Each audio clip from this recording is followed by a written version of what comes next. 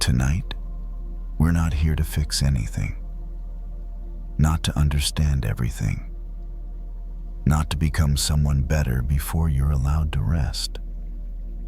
This is a quiet space where we gently let go and return to inner peace through soft Zen stories inspired by the Buddha, shared slowly so your mind can soften and your body can rest. Maybe today asked a little too much from you. Too many thoughts, too many worries, too many small things you tried to hold together. And maybe, just for this moment, you're ready to set them down. Here, you don't need to improve yourself. You don't need to solve tomorrow. You are already enough simply by being here, breathing quietly. Just for a moment. Where are you listening from tonight? Wherever you are, I'm grateful you're here, sharing this quiet space. Let your breath slow as if it remembers the way home. Let your shoulders soften like they no longer need to carry the world.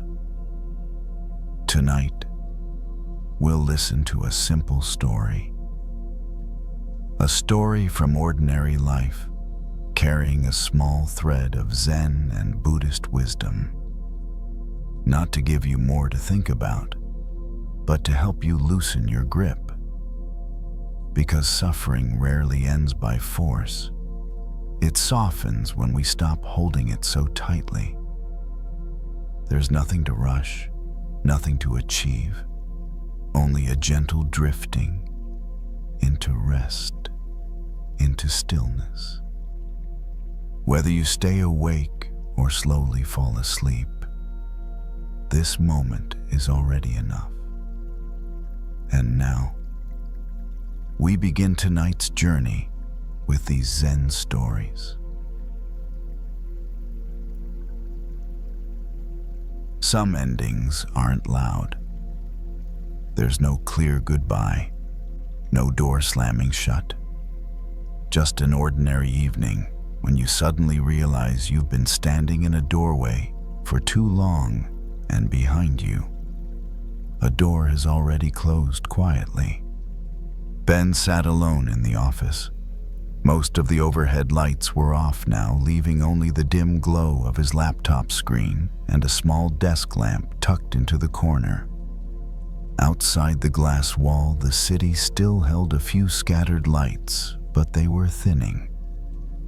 The air conditioner hummed steadily, a background rhythm, trying to keep the space from falling into complete silence. Ben was 31, working in a startup used to things being not finished. At home or at the office, his mind always carried a list what still needed fixing, optimizing, catching up. For him, endings were usually just pauses before picking things back up. But tonight felt different. Tonight, the sense of, I'll restart this, didn't feel as certain.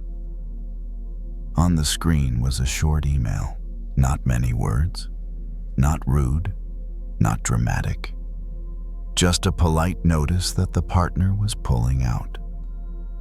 A project he'd prepared for over months, calls, plans, pitch decks revised late into the night, and in the end, the result fit neatly into a few courteous lines.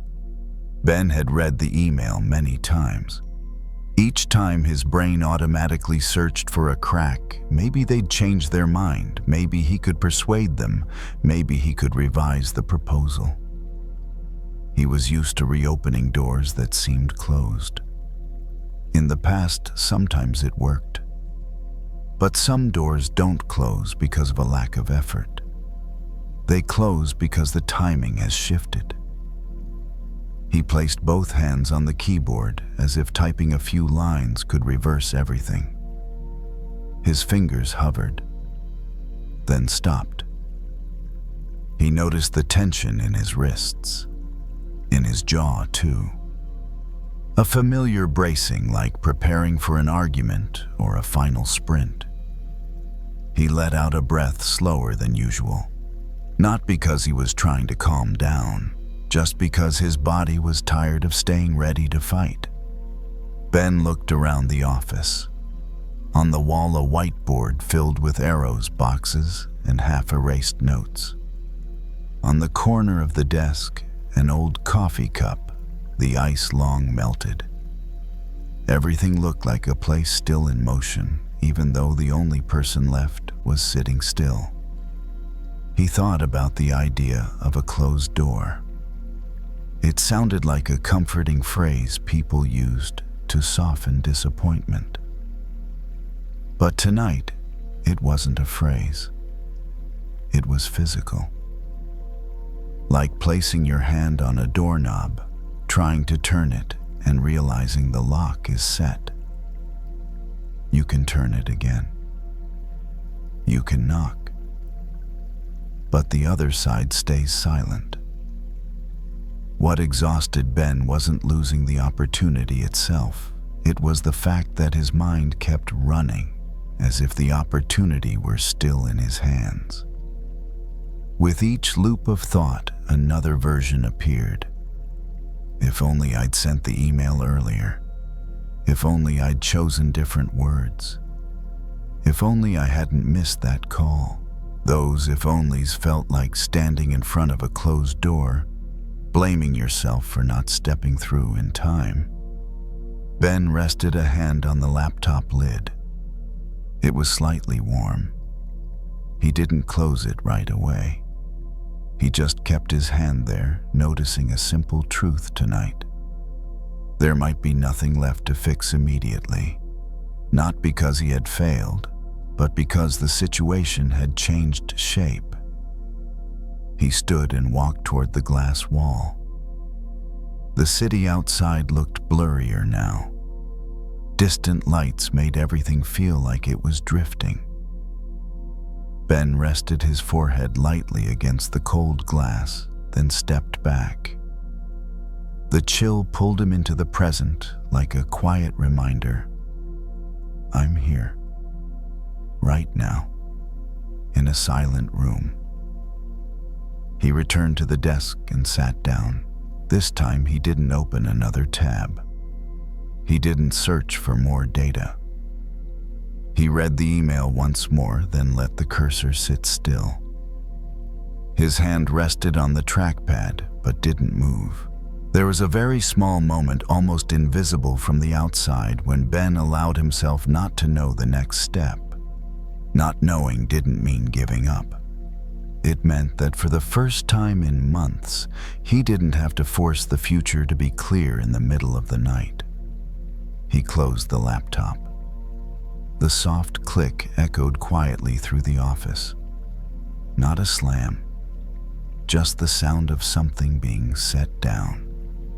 Ben stayed seated after that sound, feeling the silence flow into the space it created. A door had closed. But the most exhausting part wasn't the door itself. It was the habit of standing there, staring at it, and blaming yourself. And in this moment, Ben wasn't doing that anymore. He just sat, listened to the hum of the air conditioner, and let the night hold the rest for him. After closing the laptop, Ben didn't stand up right away.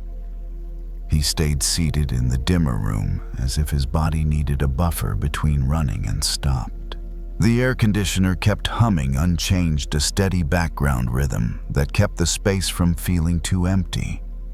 He placed both hands on his thighs, not clenched, not tense, just resting there.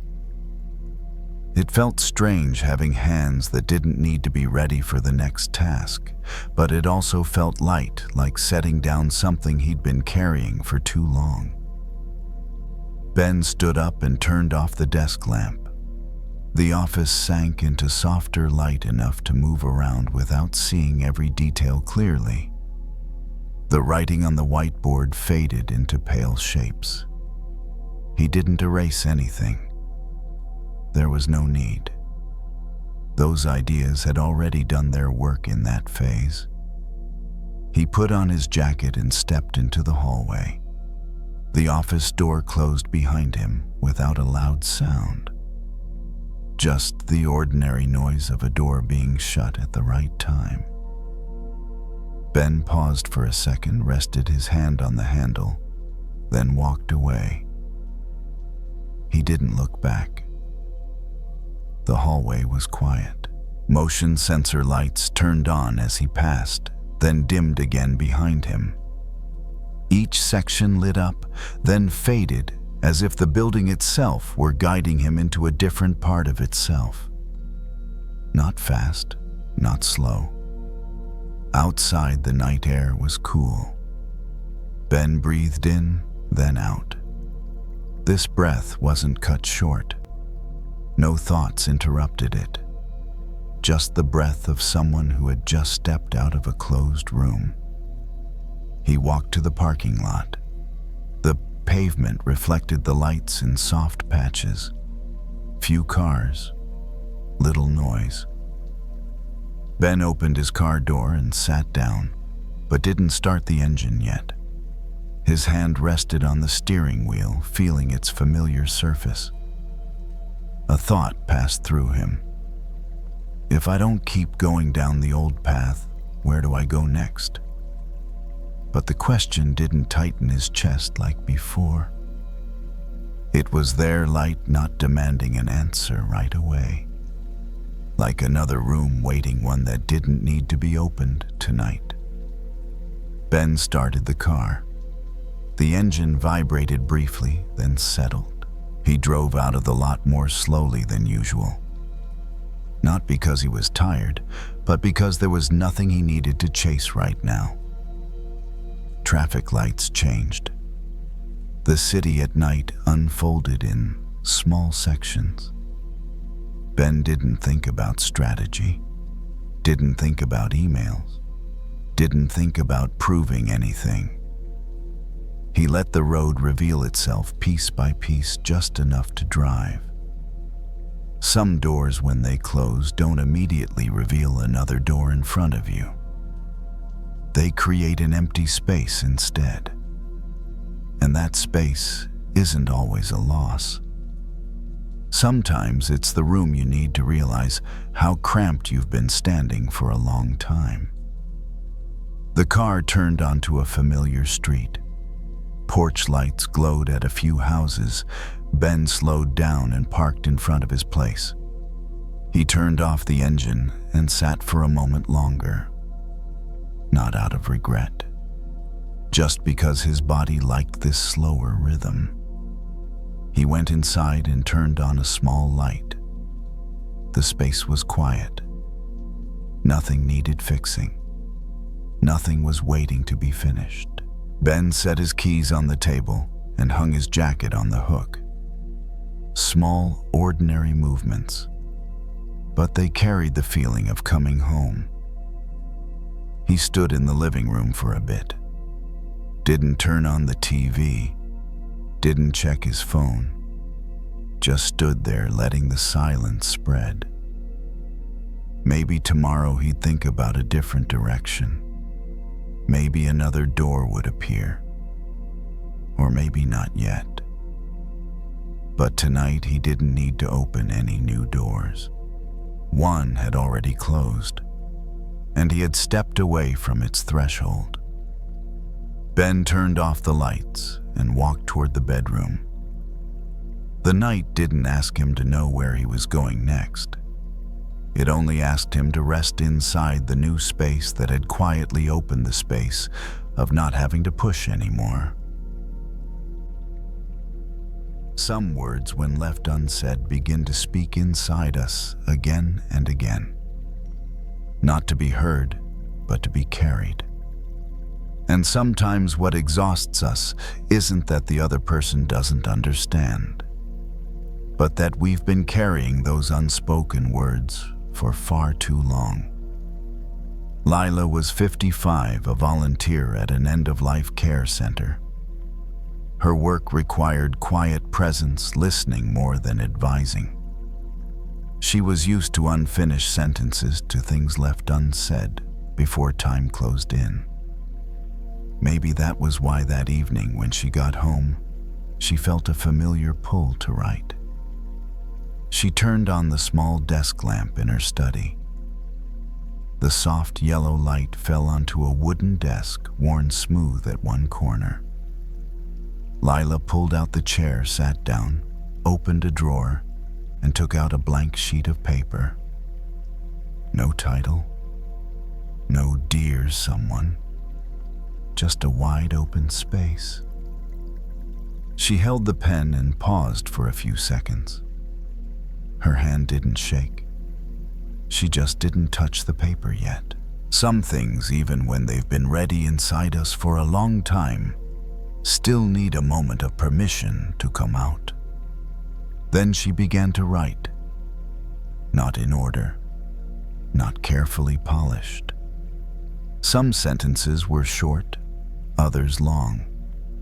Some words pressed darker into the page, others faded. Lila wrote about times she'd been misunderstood, moments she'd been overlooked, things she'd swallowed because she believed saying them wouldn't change anything. She wrote about anger that arrived late and quietly, but stayed for a long time. There were no sharp accusations, just truth placed on the page as honestly as she could manage right now. As she wrote, she didn't imagine the other person reading it. That wasn't necessary. This letter was never meant to be sent. With each line, a piece of weight moved out of her chest. It didn't disappear. It shifted. From inside her body onto the paper. And that movement alone made her breathing feel a little easier. She stopped when her hand grew tired, set the pen down, looked at the page filled with words. She didn't reread it from top to bottom. She didn't need to. She had already been inside every sentence while writing it. Reading it again wouldn't add anything. She folded the paper in half, then into quarters. Slow, careful movements. Not because she was afraid of tearing it, but because she was closing a flow. When she set the letter aside, she noticed her hand felt lighter, like she'd just put down something she'd been holding all day. Lila stood and went into the kitchen, poured herself a glass of water. Cool, clear. She drank in small sips. Some evenings, the body needs very simple things to remember, that everything is safe. Back in the study, she looked at the letter again. It lay there quietly, not demanding, not urging, not needing a reply. And in that moment, Lila realized something gentle and true. Not every word needs a recipient to have meaning. Some words only need to be spoken so the speaker can finally rest. She picked up the letter and stood in front of the small trash bin beside the desk. She didn't rush. She didn't hesitate. She simply stood there a little longer, making sure she didn't need to hold on to it anymore. The desk lamp lit the neatly folded paper. Outside, the night was still. Nothing pressed her. No deadline waited. The letter had done its work. Lila didn't burn the letter right away. She placed it back on the desk, turned off the light in her study, and walked slowly into the kitchen. Not because she was hesitating, but because her body needed a few more minutes to catch up with what had just happened. Some forms of letting go happen quickly in the mind, but take a little longer to sink into the body. In the kitchen, she turned on the small gas burner and set an old metal bowl on top. She didn't use a strong flame, just enough heat to warm. The pale blue flame stayed steady, no flaring, no rush. Lila watched it for a moment, as if matching her pace to its rhythm. She went back to the study and picked up the letter again. The paper felt softer now from being folded so many times. There was no sense of regret, only a clear stillness, like when a conversation has reached the point where nothing more needs to be said.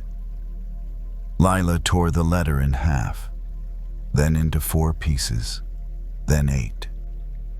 Each tear made a very small sound, almost blending into the quiet hiss of the burner. She didn't reread a single word. Everything that needed to be said had already been said. Now, it didn't need to keep its shape. She carried the pieces into the kitchen and dropped them one by one into the metal bowl. The paper touched the flame, curled inward, then darkened. There was no large fire, just a soft orange glow spreading slowly enough to change the paper. Lila stood there without interfering. No stirring, no rushing. When the last piece turned to ash, she turned off the stove. The kitchen returned to silence. Inside the bowl was a thin layer of pale gray ash. Words, no sentences, no voice left. Just the trace of something that had finished being said. She let the bowl cool, then carried it outside and poured the ash into a small planter on the balcony. The ash fell into the soil and blended in quickly, leaving no distinct form behind. She didn't think about symbolism. It simply felt right. What had once been heavy could now become something that fed something else. Back inside, Lila turned off all the lights, leaving only a dim glow in the hallway. The familiar space held her gently. She went into the bedroom, changed, and lay down. There was no feeling of mission accomplished, no sense of victory, just the feeling of not having to carry anything anymore.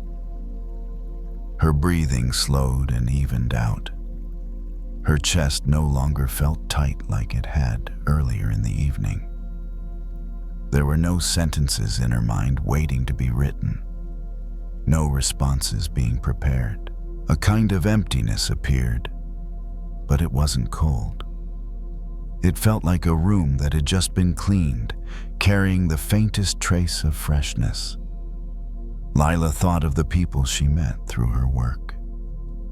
People who had carried so many unsaid words until there was no longer time to speak them. And she realized that tonight she had given herself a very quiet gift, saying what could be said while there was still time so she wouldn't have to carry it any further. If old memories return tomorrow, that's okay. They can knock. But the door is no longer locked from the inside. Not because everything has been fully forgiven, but because she's no longer keeping herself trapped in the same room with them. Lila turned onto her side and pulled the blanket up to her shoulders. The room was just dark enough. No sudden sounds, no thoughts needing attention. What remained was only the lightest sensation of a body that had finally set down an invisible weight. The unsent letter had completed its purpose. It didn't need a recipient. It didn't need a reply. It only needed to be written and then allowed to dissolve. And in that dissolving, the night opened wide. Sleep arrived not as an ending, but as a deep pause when there were no more words left to hold.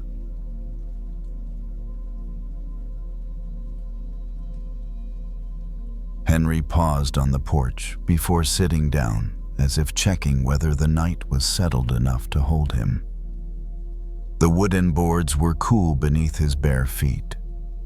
A porch swing hung slightly off-center, moving just a little in the breeze, its chain making a soft, familiar creak.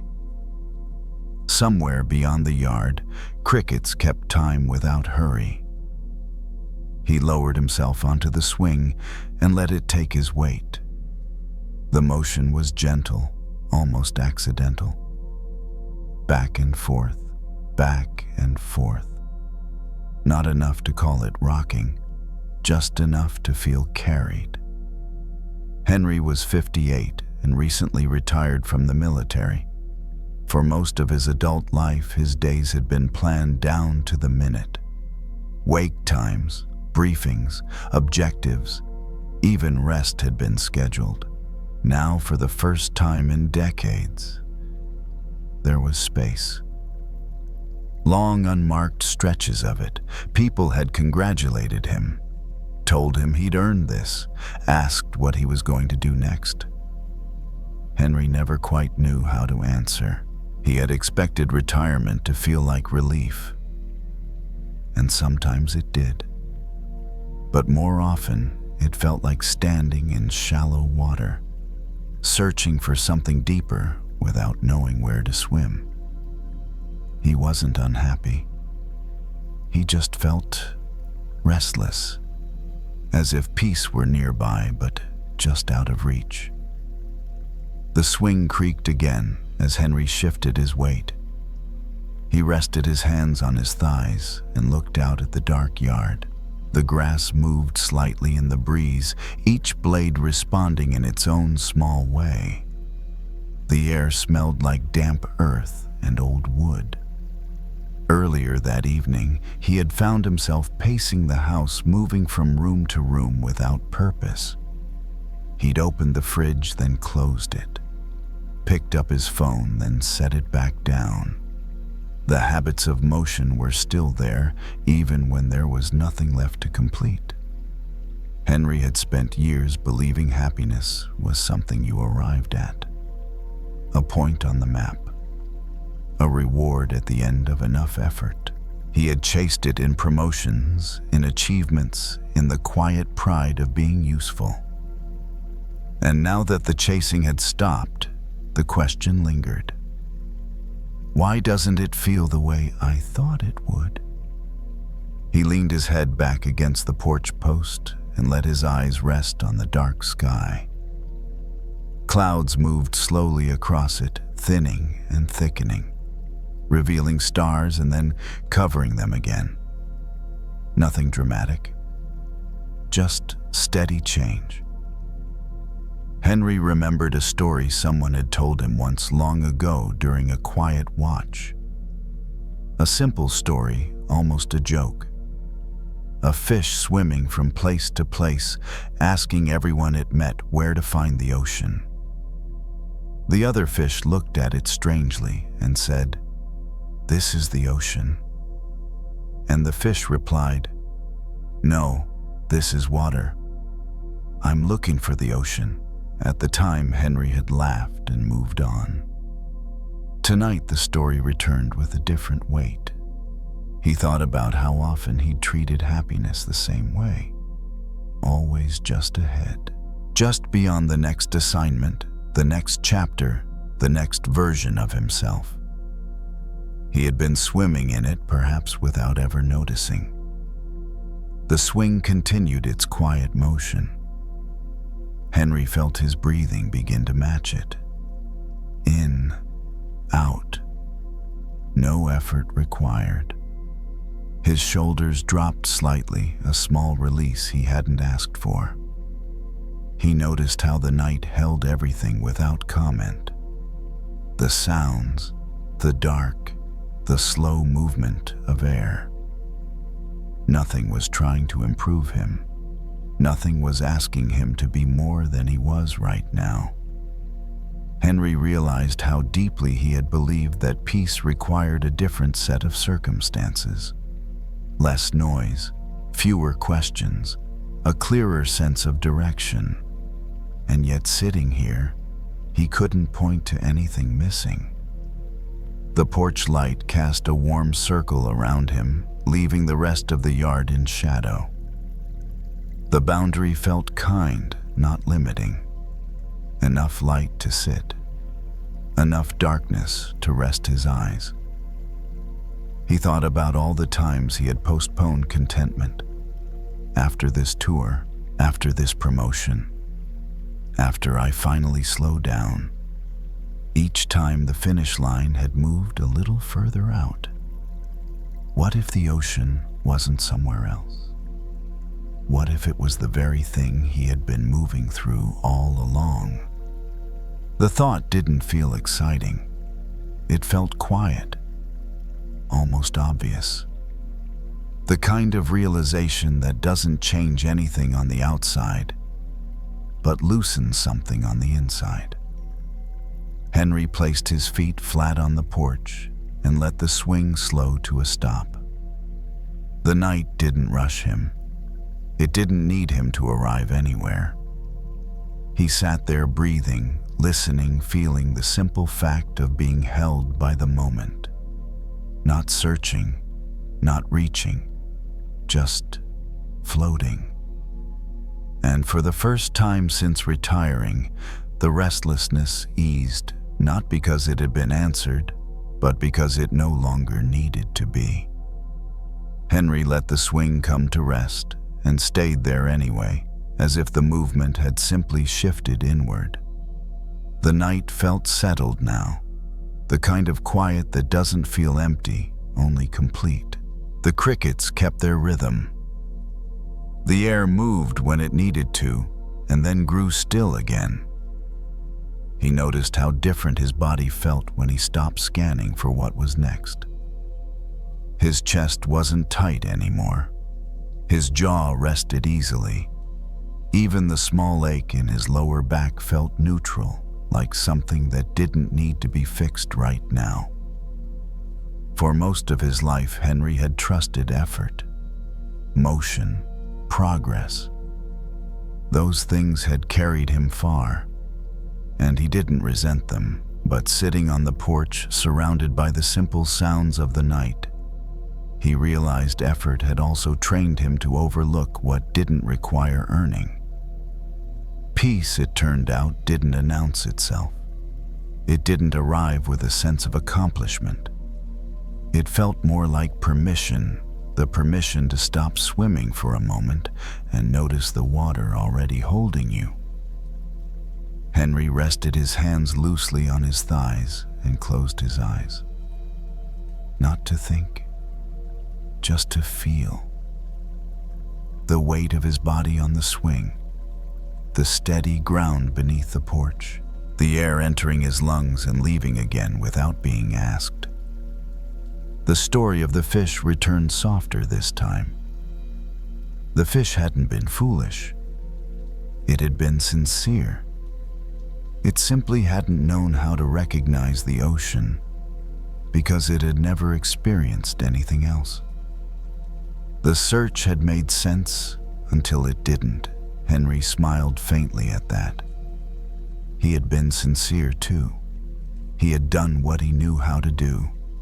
He had chased what he believed would finally feel like enough. And now, with nothing left to chase, he could see it more clearly. The ocean wasn't a destination.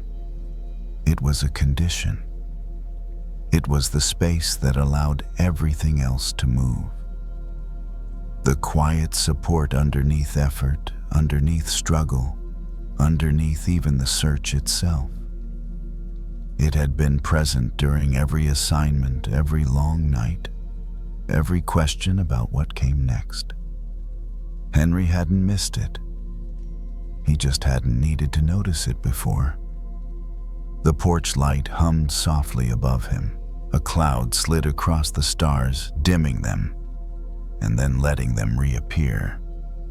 Nothing in the sky seemed concerned about being seen the whole time. He thought about the future briefly, about mornings without alarms, days without clear objectives. The thought didn't scare him the way it had before. It felt open. wide, like water. Henry stood and pushed the swing gently so it wouldn't creak anymore, then stepped inside and closed the door behind him. The house welcomed him with the familiar smell of wood and quiet. He didn't turn on any lights. He didn't need to see everything clearly. In the bedroom, he moved slowly, changing into something comfortable, each motion unhurried. When he lay down, the bed accepted his weight easily. His breathing deepened without instruction. The day loosened its grip and slid away. As sleep approached, Henry felt the last trace of searching fade. There was nowhere he needed to get to tonight. Nothing he needed to solve. He was already in it. He always had been. The ocean didn't require recognition to be vast. It simply held. And held by that understanding, Henry drifted into rest, no longer looking for happiness, but finally allowing himself to feel the water he had been swimming in all along. There are times when we believe we're holding everything very carefully. Holding relationships, holding onto work, holding our image in other people's eyes, holding the future steady so it doesn't drift off the path we planned. But the tighter we hold, the more our hands begin to ache. And the strange truth is, the harder we grip, the more we lose. Grace is 62 years old, a retired librarian. She lives alone in a small house in the suburbs. That evening, she sits on the old porch swing outside. It creaks softly with each gentle sway. Night has fully settled in. The sun is gone. Only the warm yellow light from inside the house spills out just enough to reveal the yard in front of her. On the small table beside the swing sits a potted plant. The soil on top is dry. Grace reaches out and pinches a small handful between her fingers. The dirt is fine, mixed with tiny grains of sand. When she closes her hand, a few grains slip through and fall onto the porch floor with a faint, gritty sound. Grace opens her hand. The soil rests there quietly, more of it than before. She looks at that moment longer than she normally would.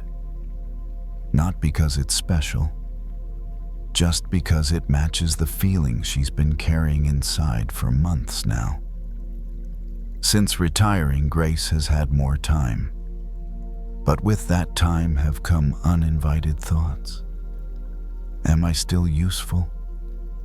Am I falling behind? If I don't have my job anymore? Who am I? Those questions have made her grip tightly onto whatever she still has. Her routines, her relationships, her old habits. As if letting go would cause everything to slip away at once. She picks up another pinch of soil. This time she squeezes harder. More sand falls. Tiny grains escape through the spaces between her fingers, impossible to hold. Grace exhales slowly. Not sadly, just noticing. Some things in life don't slip away because we didn't hold them tightly enough. They slip away because we held them the wrong way. Like sand. It doesn't respond to pressure. It needs to be held gently, not crushed. Grace returns the soil to the pot. She smooths a thin layer over the surface and pats it lightly. A familiar movement, no thought required. When she gardens, she knows this instinctively. Plants don't need to be gripped.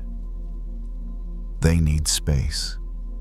Space for roots to breathe, for water to soak in, for light to reach them. She leans back into the porch swing. The steady creak rocks the quiet air. She notices her shoulders are tense, not painful, just holding. She lets them soften, allowing the swing to support her back. Her exhale grows a little longer. A memory drifts up. A day at the beach when she was young, trying to carry sand home in her fist. She squeezed as hard as she could, but when she opened her hand, only a few grains clung to her skin. She remembers feeling disappointed. Now she smiles at the memory.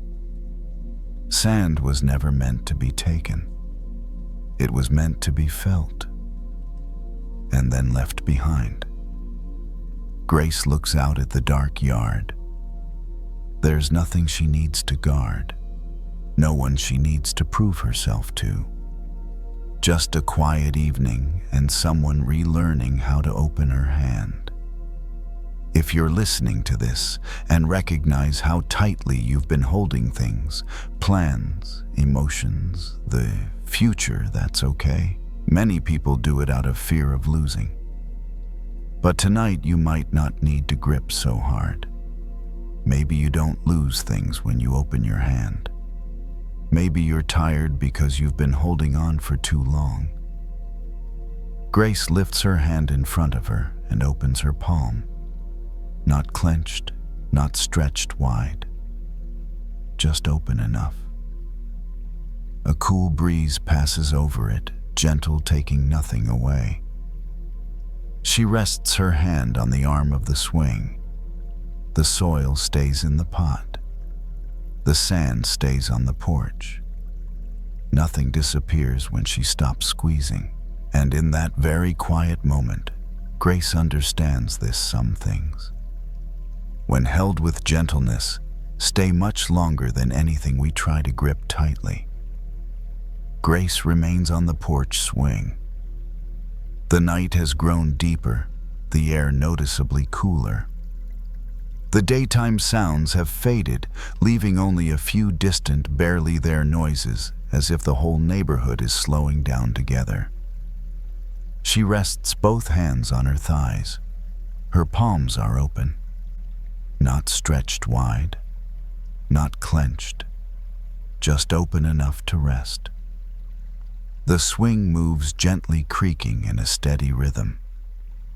Not fast, not slow. Like the breathing of someone who no longer needs to keep watch. Grace looks at her hands, hands that worked for an entire lifetime, holding books, taking notes, organizing, preserving.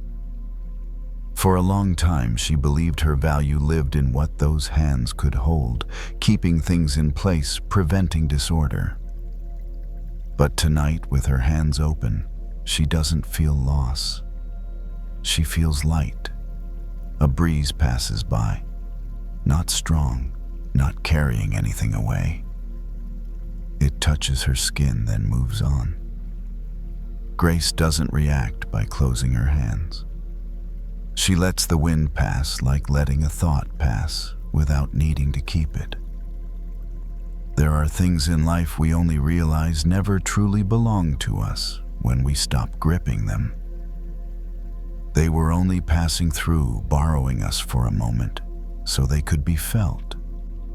Like sand, like wind, like rolls we carried for many years until it was time to set them down. Grace stands slowly. She lifts the small potted plant and pours a little water into the soil. Not much, just enough. The water sinks in naturally without pooling. The earth absorbs it in its own way. No force required.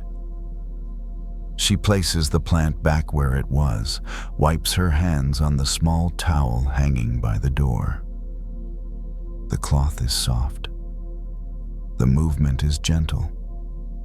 There's nothing to hurry, nothing to hold. Inside the house, Grace doesn't turn on any more lights. The glow is just enough to see where she's going. She walks through the living room past the bookshelf without stopping. The books are still there. The stories remain. None of them disappear when she stops looking at them. Grace enters the bedroom. She changes clothes, folds them neatly, and sets them on the chair. No extra arranging, no fine adjustments. She pulls back the covers and lies down. The bed supports her body just as the porch swing did earlier, asking nothing of her. She places one hand on her stomach, one on her chest. Not to do anything, just to feel her breath move in and out. With each exhale, her fingers soften. They no longer hold the shape of a grip. A few thoughts drift through her mind. About tomorrow, about the years behind her. But they don't stay long. They arrive like sand touching her palm and fall away when her hand remains open. If you're listening to this and recognize how tightly you've been holding on for a long time, that's okay. You did it to protect yourself, to keep things from breaking apart. But tonight you can try another way. You don't need to hold everything. You don't need to prove you're still in control. You only need to open your hand and let what wants to stay in its own way. Sleep doesn't come when we grip it. Sleep arrives when we stop holding on. Grace closes her eyes, not because she decides to sleep, but because there's no longer a reason to keep them open. Her hands remain open, light still, and if you fall asleep at some point while listening, that's perfectly natural. If you're still awake, you're still resting in a very safe place. No gripping, no holding. Just letting everything fall and allowing yourself to rest. Fear doesn't always show up as panic. Sometimes it shows up as distance, a mind that keeps leaning forward, imagining everything that could go wrong, everything that hasn't happened yet. Your body might be standing still, but your thoughts are already far ahead, scanning the future, like it's a cliff you're about to fall from. Tyler learned this slowly. He was 34, a park ranger in a mountain region where people often came looking for quiet, but didn't always know what to do with it once they found it. That night, he was alone in the small ranger cabin, the kind with thick wooden walls and a single window facing the dark slope of the mountain.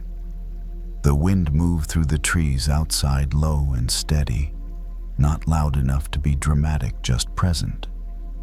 Tyler wasn't afraid of the mountain itself.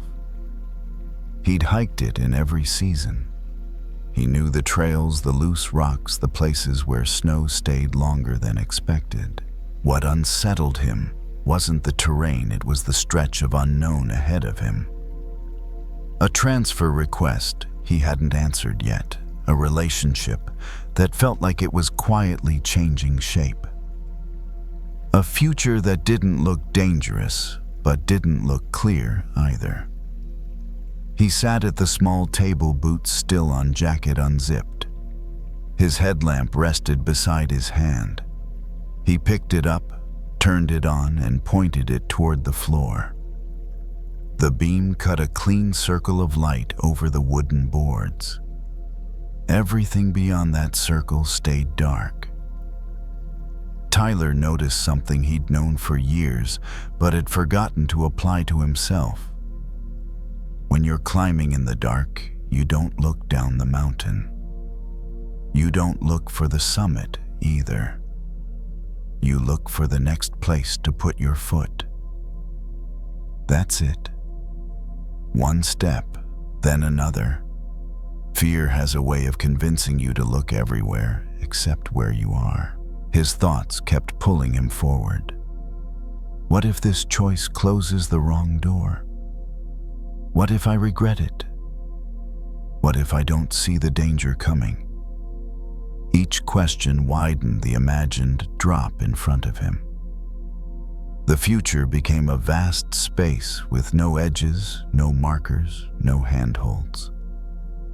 Tyler exhaled slowly and brought the light back down to the floor. The wood grain, a scratch near the leg of the chair, dust that would need to be swept in the morning. Ordinary things, solid things. The kind of details that don't disappear when you're afraid. Outside, the wind shifted. A branch tapped lightly against the cabin wall, then went still again. The mountain wasn't rushing him. The night wasn't demanding answers.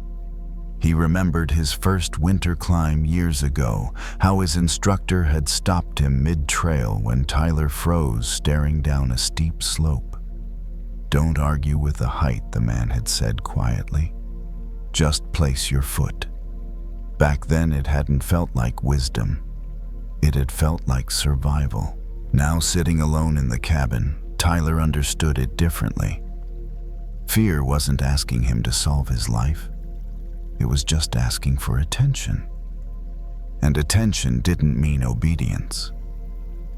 He stood up, took a few steps toward the door, then paused. His hand rested on the handle. He didn't open it. He didn't need to. He just needed to feel the weight of his body balanced upright here. There was something grounding about realizing that even if the path ahead changed, this step, this moment, was stable. The floor held him. The walls held the warmth.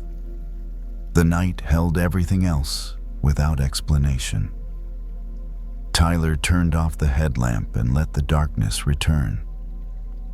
It didn't feel threatening now. It felt wide, like a space that didn't need to be filled. Fear often imagines the worst possible version of tomorrow. But tomorrow never arrives all at once. It comes as moments, steps, small decisions made with the information you have, not the information you wish you had. Tyler sat back down. He unlaced his boots slowly, listening to the soft rasp of fabric and metal. When he finished, he lined them up by the door, neat but not perfect. He didn't check his phone. He didn't rehearse conversations that hadn't happened yet. He let the mountain be what it was, something large, something steady, something that didn't need him to conquer it tonight. Sometimes peace doesn't come from feeling brave. It comes from remembering that you're not required to see the whole path, only the ground beneath you. The wind outside softened. The cabin settled into its quiet creaks and pauses. Tyler leaned back in his chair and allowed his gaze to rest on nothing in particular. The next step could wait. For now, this one was enough. Later that night, the cabin grew quieter in a way Tyler could feel rather than hear. The wind didn't stop, it just became part of the background, like a low breath moving through the trees. The kind of sound you don't need to follow. The kind that keeps going whether you pay attention or not. Tyler lay back on the narrow bed near the wall. He didn't turn off the small lamp right away. Its light was soft, barely reaching the corners of the room, leaving most things in shadow. The ceiling above him was simple wood. Nothing to figure out, nothing to interpret. His mind tried once or twice to wander ahead again, to the transfer request, to the future version of himself that might look back and judge this moment. But the thoughts didn't have the same grip. They arrived without urgency, then drifted off when nothing responded. He brought his attention to his body instead. The way the mattress supported his weight, the way his shoulders sank slightly once he stopped holding them up, the quiet rhythm of his breath already slower than before. In the mountains, Tyler knew panic often came from looking too far. People slipped not because the ground disappeared, but because their attention did. They leaned forward before their footing was secure.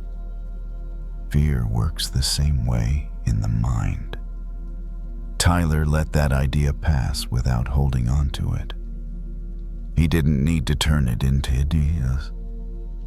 He'd learned enough to know that understanding something didn't always mean doing something with it.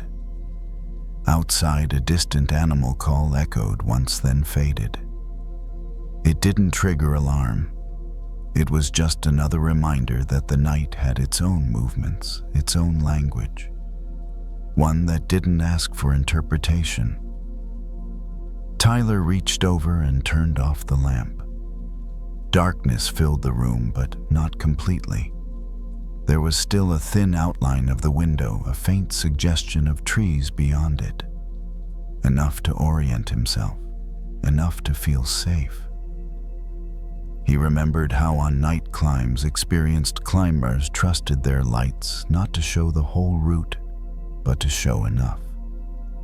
Enough rock, enough ground, enough information to take the next step without guessing. That was all the light was ever meant to do. Fear often demands certainty.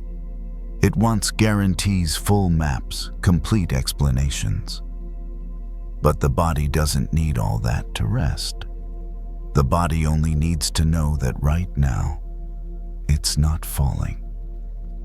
Tyler placed one hand on his chest, the other resting loosely at his side. His fingers were relaxed, not curled into fists. His breath moved in and out without effort, without correction. The mountain didn't ask him to decide anything tonight. The future didn't ask him to arrive early.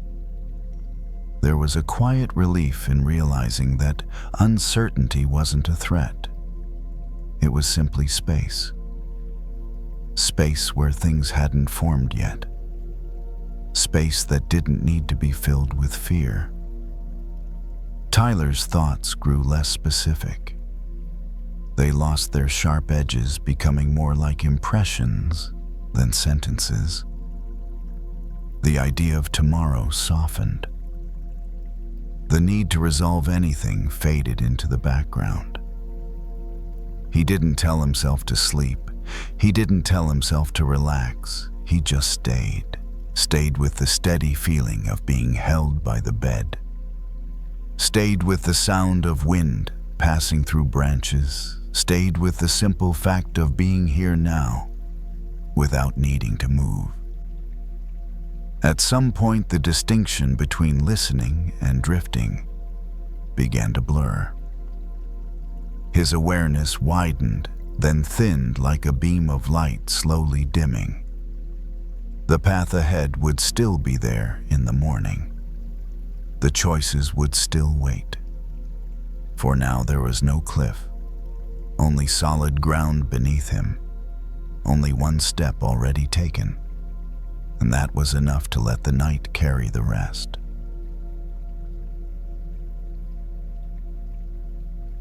The mirror didn't break loudly. Grace noticed it the next morning when the light from the porch hit the glass at an angle it didn't usually reach. A thin line ran across the corner, quiet and pale, like something that had happened while no one was watching. She stood there for a moment longer than necessary, holding her coffee, letting the kettle click off behind her. She didn't remember dropping it. She didn't remember a sound in the night. Just this line now here. Grace was 62, retired, the kind of person who noticed small things because life had finally slowed down enough to make room for them. She set the mug down, touched the edge of the mirror with one finger, careful not to press. The glass was still smooth. The crack didn't cut. It just interrupted. Later that evening, she carried the mirror out to the porch. The swing creaked gently as she sat down, the same sound it had made for years, steady and familiar. Crickets were already starting up in the yard. She rested the mirror against her knees, tilted slightly, catching the dim gold of the porch light. There had been a time when Grace would have thrown it out right away. Broken meant done. Replace it. Move on. But she didn't feel rushed tonight. She took a cloth from her pocket and wiped the surface slowly, not trying to fix anything, just clearing the dust. Her reflection fractured as she moved her face, appearing in pieces that didn't quite line up. It was strange how even a small break could change the whole image. Grace thought about how anger works the same way. It doesn't always come in shouting or slam doors. Sometimes it settles in quietly. It waits. It turns into distance, into silence, into the way you stop expecting anything good from someone without ever saying so out loud. She had been carrying that kind of anger for a long time. Not the explosive kind, the tidy kind. The kind you keep folded neatly, like a letter you never sent. Years ago, someone close to her had said something that couldn't be taken back. It wasn't dramatic. No betrayal, no shouting. Just a sentence that landed wrong and stayed there. A comment that made her feel small in a moment when she had trusted enough to be open. Grace never confronted it. She told herself it wasn't worth it, that she was being mature, reasonable. But the anger didn't disappear. It just hardened into something quieter. She adjusted the mirror on her lap. The crack caught the light again, more visible now. She wondered how many times she had replayed that moment in her head over the years, polishing it, turning it, letting it reflect different versions of the same hurt. Forgiveness had always sounded to her like pretending the crack wasn't there, like forcing the glass back into a shape it no longer had. She wasn't interested in that. The porch was cool now. A breeze moved through the trees, lifting the leaves just enough to make them whisper. Grace rested her hands on the frame of the mirror and let her shoulders drop. Not in a dramatic way, just enough to notice the weight she'd been holding. There's something exhausting about anger that doesn't get expressed. It stays active. It keeps checking the past, like it might change if you look at it one more time. It sharpens your memory. It edits your expectations. It makes the world feel a little harder than it needs to be. Grace hadn't realized how much of her energy had been leaking into that old moment until now, sitting here watching her reflection split and rejoin with every shift of light. She thought about what it would mean to fix the mirror. Not to make it invisible, not to erase the crack, but to let it exist differently. Years ago, she had seen a documentary about a Japanese art form, kintsugi, broken pottery repaired with gold. The cracks weren't hidden. They were traced, honored. The object wasn't restored to what it was before. It became something else, more honest, more deliberate. Grace smiled a little at the thought, not because it solved anything, just because it felt truer than the idea of going back to normal. She wasn't ready to forgive the way people usually talk about forgiveness. She didn't feel warm or generous. She didn't feel like reaching out. What she felt was tired. Tired of holding something sharp so carefully. She set the mirror down beside the swing and leaned back, letting it sway slightly. The rope creaked again. The sound filled the quiet in a way that didn't demand attention. For the first time in a long while, Grace considered this. Maybe forgiveness isn't about the other person at all. Maybe it's about changing how you carry what happened. The mirror, broken and still useful, waited beside her. It wasn't asking to be fixed tonight. It wasn't asking for a decision. It was just there. And for now, that was enough. Grace didn't try to repair the mirror that night. She left it leaning against the porch wall just inside the circle of light. Before going back into the house, she paused and looked at it once more. The crack was still there, clear and honest. Nothing had changed, and yet something had loosened. Inside, the house felt quieter than usual. Not silent, just unburdened.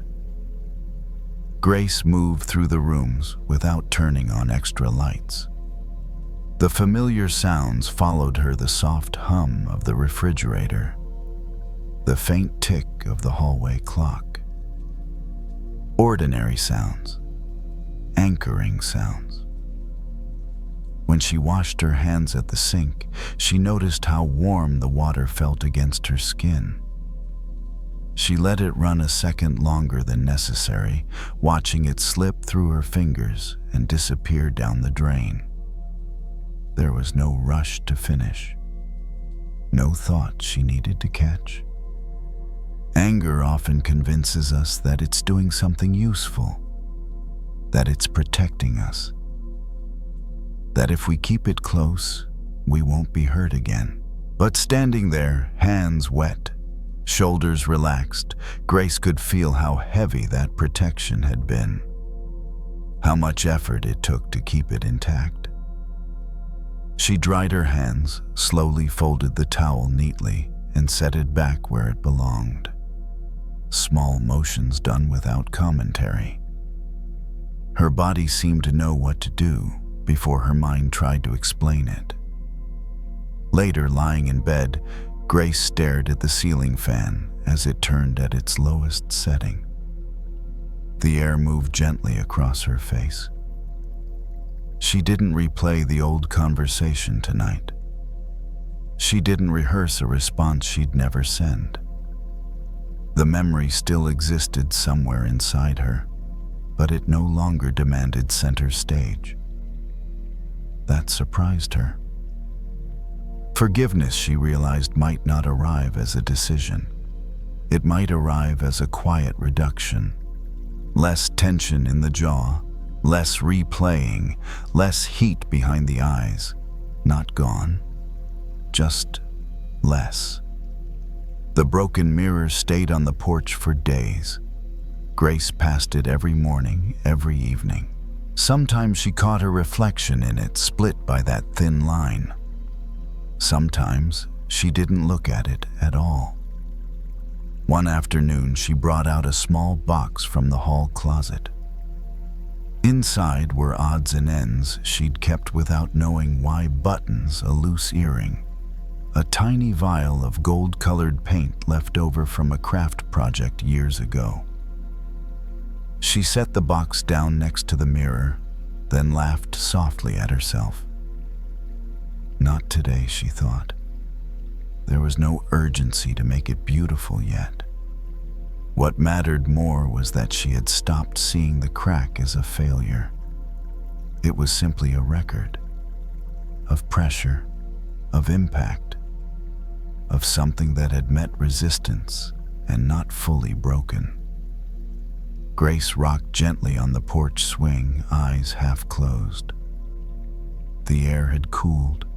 Somewhere nearby, A dog barked once, then settled. The world continued without commentary. Anger, when held for too long, keeps the body alert. It tightens muscles. It sharpens the mind. It makes rest feel undeserved. Tonight, rest came without negotiation. Grace didn't forgive anyone in a grand way. She didn't make peace with the past. She didn't rewrite the story. She just stopped gripping it so tightly. And in that small release, something softened. The night felt wider, the air easier to breathe. The broken mirror waited patiently, unchanged. When Grace finally stood up to go inside, she didn't feel the need to bring it with her. It could stay where it was imperfect and whole enough. Some things don't need fixing right away. Some things only need space. As the lights went out and the house settled into its familiar nighttime rhythm, Grace felt her breath slow on its own. No effort, no instruction, just the quiet relief of no longer holding something sharp. The night held everything else.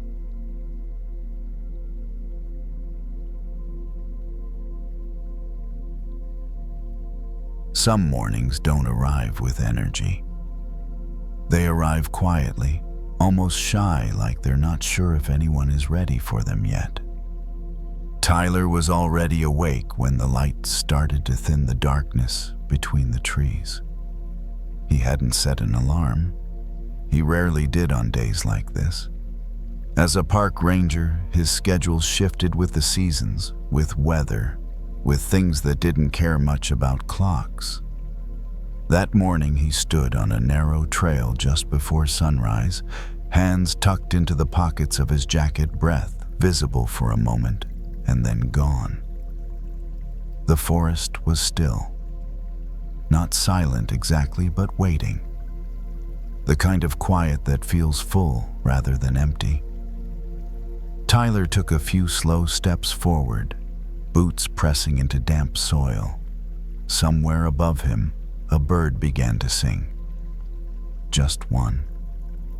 A thin, clear sound, unhurried, unafraid of being heard or not heard. It didn't repeat itself for effect. It didn't pause to see if anyone was listening. It simply sang the way it always did because that was what it did when the morning came. Tyler stopped walking. He hadn't meant to. His body just did it on its own. He stood there, head tilted slightly, listening. Another bird joined in, then another, each with its own rhythm, its own tone. None of them tried to match the others. None of them waited for permission. They weren't performing. They weren't proving anything. They weren't hoping for applause. They were just being birds. Tyler felt something loosen in his chest, something he hadn't realized was tight. It wasn't a dramatic release, no wave of emotion, just a subtle shift, like when you unclench your jaw after holding it all night. Lately, he'd been carrying a quiet question around with him, one he didn't talk about much. It showed up when he scrolled through his phone at night, when he heard old friends talk about promotions or big moves or what's next. The question wasn't loud, but it was persistent. Am I doing enough? Enough on paper. His life was fine. Steady job, decent health, a small apartment close to the park. He liked his work. He believed in it. But sometimes, especially in moments of comparison, that didn't seem to count for much. The world was loud about success, about recognition, about being seen. And Tyler wasn't sure where someone like him fit into that noise. Another bird sang closer this time. Tyler smiled, almost without realizing it.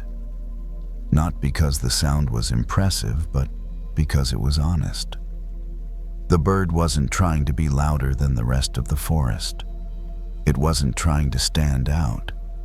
It was simply responding to the morning. Tyler thought about how often he did the opposite. How often he checked to see if what he was doing mattered before he let himself enjoy it. How often he measured his days by reaction instead of by presence. How many times he'd waited for someone else to notice before he allowed himself to feel okay about where he was. The bird didn't wait. It sang again the same simple phrase as if nothing else in the world required its attention. Tyler leaned against a nearby tree, the bark cool through his jacket. He closed his eyes for a moment. The forest continued without him. The light shifted. The air moved. Nothing stopped just because he did. There was something oddly comforting about that. He realized that the birds weren't singing for the forest. They were singing from themselves, from whatever instinct or joy or necessity lived inside them. They didn't seem concerned with how their song landed. They didn't adjust their pitch to be more likable. They didn't question whether they deserved to be heard. They sang because singing was part of being alive. Tyler took a slow breath in, then out. The breath felt easier than it had earlier, like it didn't have to pass through as many tight places to get out. He thought about the small things he loved that no one ever clapped for. Early mornings like this, fixing trail signs, watching fog lift off the ground, listening to the woods wake up. None of it earned praise. None of it went online. But it filled something real in him. Maybe value didn't have to be loud. Maybe it didn't have to be proven. Maybe it didn't even have to be witnessed. Another song rose from the trees, then faded naturally without a dramatic ending. No grand finale. Just a soft return to quiet. Tyler opened his eyes. The sky was lighter now. Not bright yet, but changing. He straightened up, brushed his hands together, and took a step forward on the trail. The birds continued behind him, unconcerned with whether he stayed or went. As he walked, the question that had been following him didn't disappear completely, but it felt less heavy, less demanding, like it didn't need an answer right now. He didn't need to sing louder. He didn't need to wait for approval. He just needed to keep moving through his own morning at his own pace, and somehow that felt like enough for now. Tyler kept walking as the light slowly spread between the trees. The trail curved gently ahead, familiar, but never boring. He'd walked it hundreds of times in different weather, different moods, different versions of himself. It always looked slightly new anyway. The birds were still singing, though, not all at once anymore. One would call out then, another leaving small pockets of quiet in between. The pauses felt just as important as the sound itself. Nothing rushed to fill them. Tyler noticed how his steps had fallen into an easy rhythm. Not forced, not measured, just moving. His shoulders dropped a little more with each breath, as if his body was remembering something it had forgotten during the week. He thought about how often he'd treated his own life like a performance, even when no one was watching. How he'd edited himself internally, adjusting tone and pace, wondering how things looked from the outside. It was exhausting, living as if there were always an audience somewhere beyond the trees. The birds didn't live that way. They didn't ask if the forest approved of their song. They didn't replay it later, wondering if they could have done it better. They didn't compare themselves to the bird 3 branches over. They sang. And when they were done, they stopped. Tyler slowed and sat on a fallen log near the edge of the trail. The wood was cool and slightly damp solid beneath him. He rested his elbows on his knees and let his gaze soften, not focused on anything in particular. The forest continued its quiet work around him. There was something healing about realizing that his worth didn't have to be constantly reaffirmed, that he didn't need to earn the right to exist comfortably in his own life. He could just be here, breathing, listening, taking up space without apology. He hadn't always believed that. Growing up, praise had come with conditions. Do well, be useful, make sense to other people. Over time, he'd learned to translate attention into value silence, into doubt. If no one was responding, maybe he wasn't doing enough. Maybe he needed to try harder. But the forest offered no feedback like that. It didn't reward or withhold.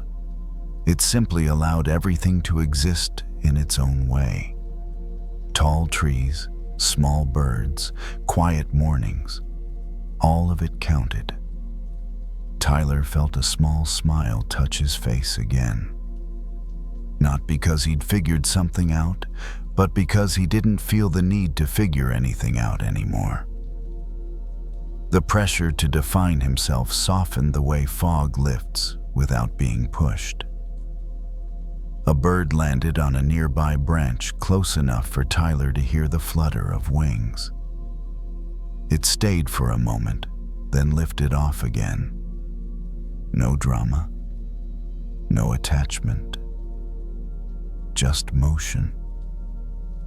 He closed his eyes briefly, letting the sounds layer over one another, the birds, the wind, his own breathing.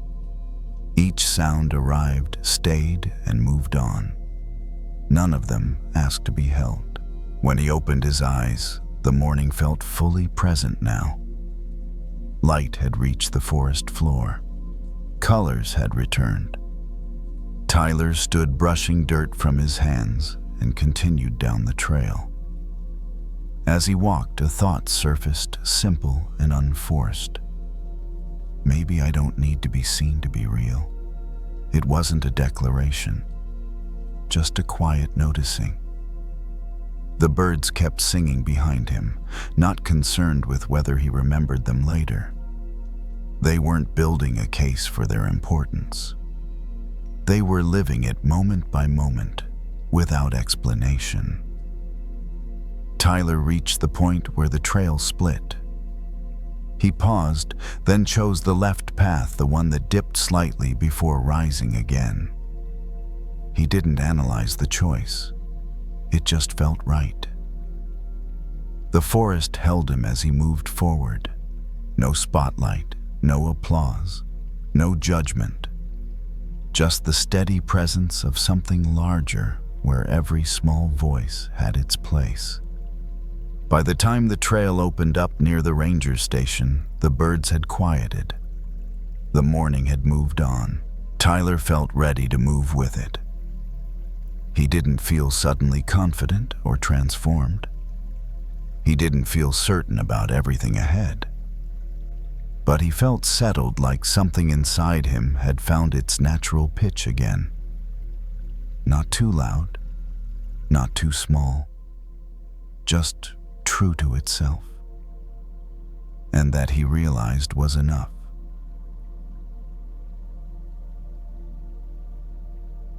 Some evenings, Ben feels like his mind is a body of water that refuses to stay still.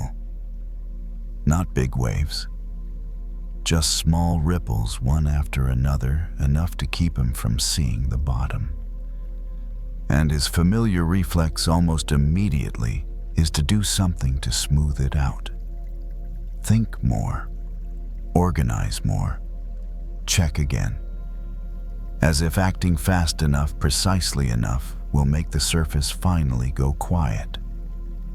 Ben is 31, the founder of a small company that's growing very fast. His apartment that night is quieter than usual.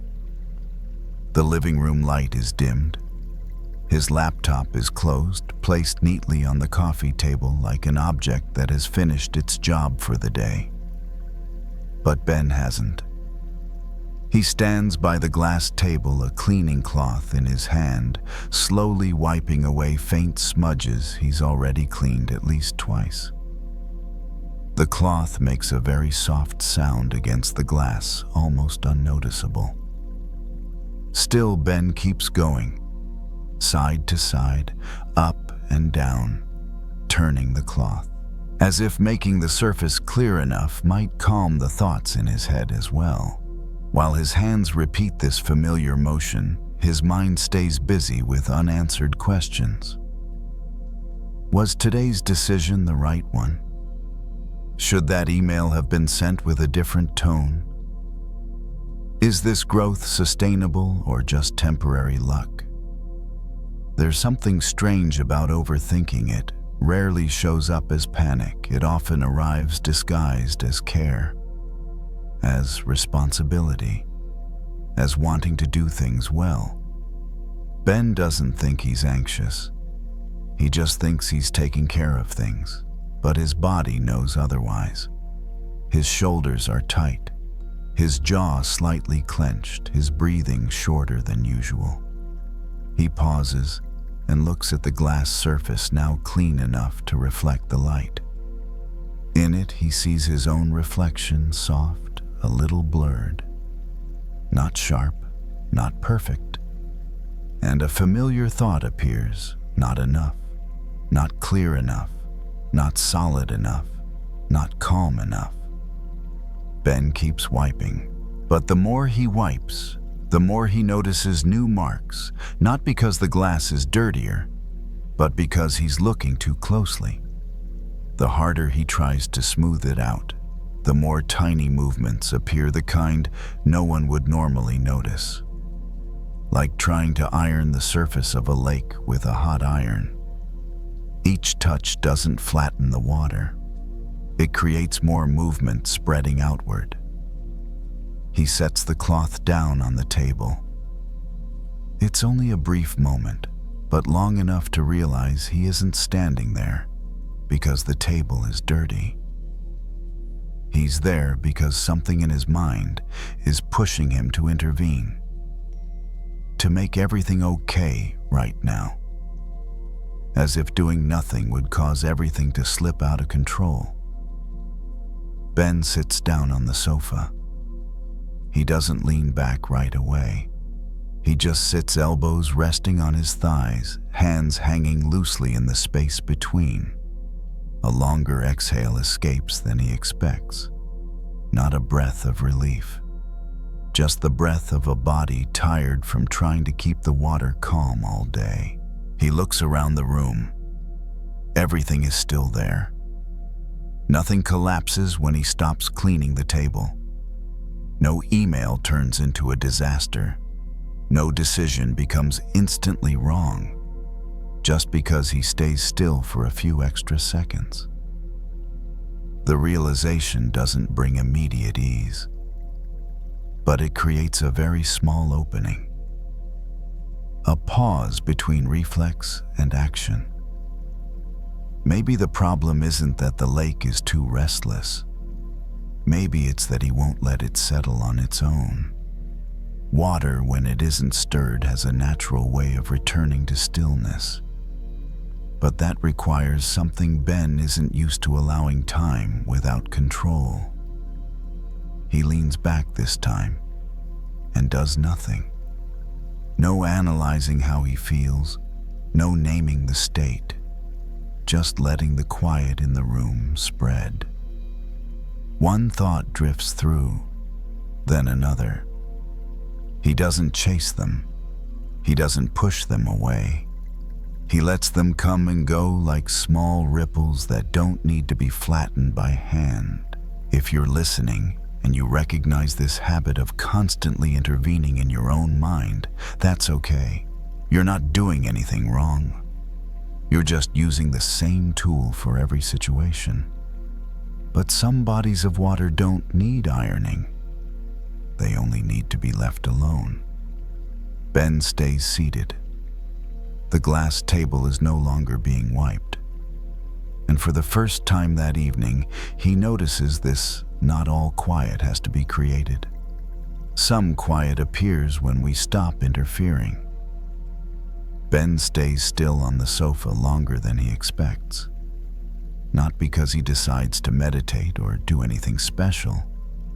There's just no urge to get up right away. When you're used to constant intervention, doing nothing can feel strange at first, and then slowly it starts to feel normal. The air conditioner hums steadily in the background. A sound he hasn't noticed all day now becomes the only thing happening. It doesn't demand anything. It doesn't push. It's simply there. Ben realizes his shoulders have lowered at some point, not fully relaxed, just no longer braced. And that alone lets his breathing find a slower rhythm. A thought appears, the kind that usually makes him jump up and check his phone. But tonight it arrives, and then pauses. Not because Ben forces it to stop, just because there's no reaction following it. Like tossing a pebble into water, if no one keeps stirring, the circles widen on their own and fade. Ben looks toward the glass table. Its surface reflects the dim ceiling light. Not perfect. There are still tiny marks you'd only notice if you looked closely. But he doesn't get up to fix them. A very light feeling passes through him, almost surprise. Apparently he can leave something imperfect as it is, and nothing bad happens. He places both feet on the floor, noticing the faint coolness of the tile. For a moment he realizes he's been living in his head all day, and this is the first time he's really back in his body, not through thinking, but through simple sensations, feet on the ground, back against the sofa, air touching skin. If someone asked Ben what he was doing right now, he probably wouldn't know how to answer. Not working, not resting in the usual way, just letting things run on their own. And in this, not doing, a very quiet kind of trust begins to form. Trust that the lake knows how to settle. Trust that not every moment needs a hand stepping in. Time passes without clear markers. Ben doesn't check the clock. He doesn't count minutes. He only notices that the urge to make things calm has softened. It hasn't disappeared, but it's light enough now that it no longer controls him. More like a gentle breeze than a firm push. He stands up unhurried and turns off the living room light. The apartment slips into a faint glow from the hallway. The space now feels like water after the wind has stopped. Not perfectly still, but calm enough to reflect. In the bedroom, Ben doesn't open his phone. He doesn't review tomorrow. He lies down and lets his body find the most comfortable position on its own. No adjusting the pillow again and again. No searching for the right posture. Just allowing his weight to be held by the bed. There's something Ben begins to understand, not through logic, but through direct experience. Peace doesn't come from forcing everything to be still. It comes from stopping the extra stirring. When reactions settle, the world doesn't need to be controlled as tightly as we think. If you're listening and you recognize this habit of ironing the lake in your own mind, that's okay. Tonight, you don't need to create silence. You only need to stop adding more disturbance. The water will find its shape again. If you fall asleep at some point, that's natural. There's no right or wrong moment, just the moment when your body finally feels safe enough to rest. And if you're still awake, there's nothing else you need to do. Just let this sound pass through like one last small ripple dissolving into the lake. Listen for a little while, and then let everything settle. By the time Rachel reached the parking lot, the rain had already decided what kind of night it was going to be. Not a storm, not anything dramatic, just steady rain falling straight down, soaking everything without asking permission. She paused beside her car keys, still in her hand, watching water slide across the windshield in thin, uneven lines. Her jacket was already damp at the shoulders. She could feel the cold beginning to seep in, the kind that doesn't shock you, just slowly settles. Rachel was 39, a single mom, an office administrator who spent most of her day holding things together quietly. Schedules, requests, small crises that weren't hers but somehow landed on her desk anyway. By the time she clocked out, she felt emptied out in a way that sleep alone didn't always fix. She opened the car door and sat down, closing it with a dull, heavy sound. The rain drummed softly on the roof, not loud, not gentle, just constant. For a moment, she didn't start the engine. She rested her forehead lightly against the steering wheel, eyes open, watching the wipers drag water aside only for it to return again. Clear, blurred, clear, blurred. That's what the day had felt like. Her mind replayed the small things. A missed call from her son's school, a comment from her supervisor that wasn't criticism but wasn't reassurance either. A to-do list that kept rearranging itself no matter how many boxes she checked. None of it was unbearable. All of it together felt heavy. Rachel sighed and leaned back into the seat. The rain didn't stop. It didn't respond to her mood. It didn't speed up or slow down because she needed a break. And oddly, that helped. Rain had a way of doing that, reminding her that not everything was reacting to her effort. Some things were simply happening whether she managed them or not. She turned the key. The engine came to life with a low hum. The heater kicked in slowly, air still cool at first. She reached up and wiped a small circle on the windshield with her sleeve, then stopped. The glass fogged again almost immediately. No point fighting it. Rachel let the wipers do their steady work. Back and forth, back and forth. Each pass cleared the view just enough to see the painted lines on the asphalt shining faintly under the lot lights.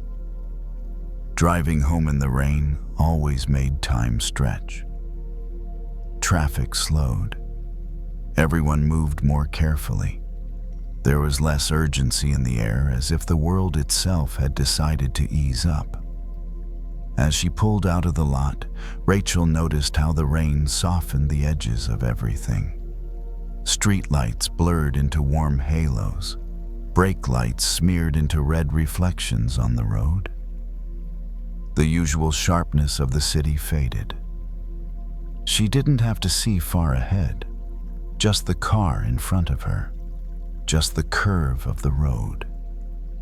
Fear often showed up for Rachel like this, not as terror, but as accumulation, a sense that if she wasn't careful, something would slip. Something would go wrong. Someone would need her, and she'd be one step behind. But the rain didn't ask her to hurry.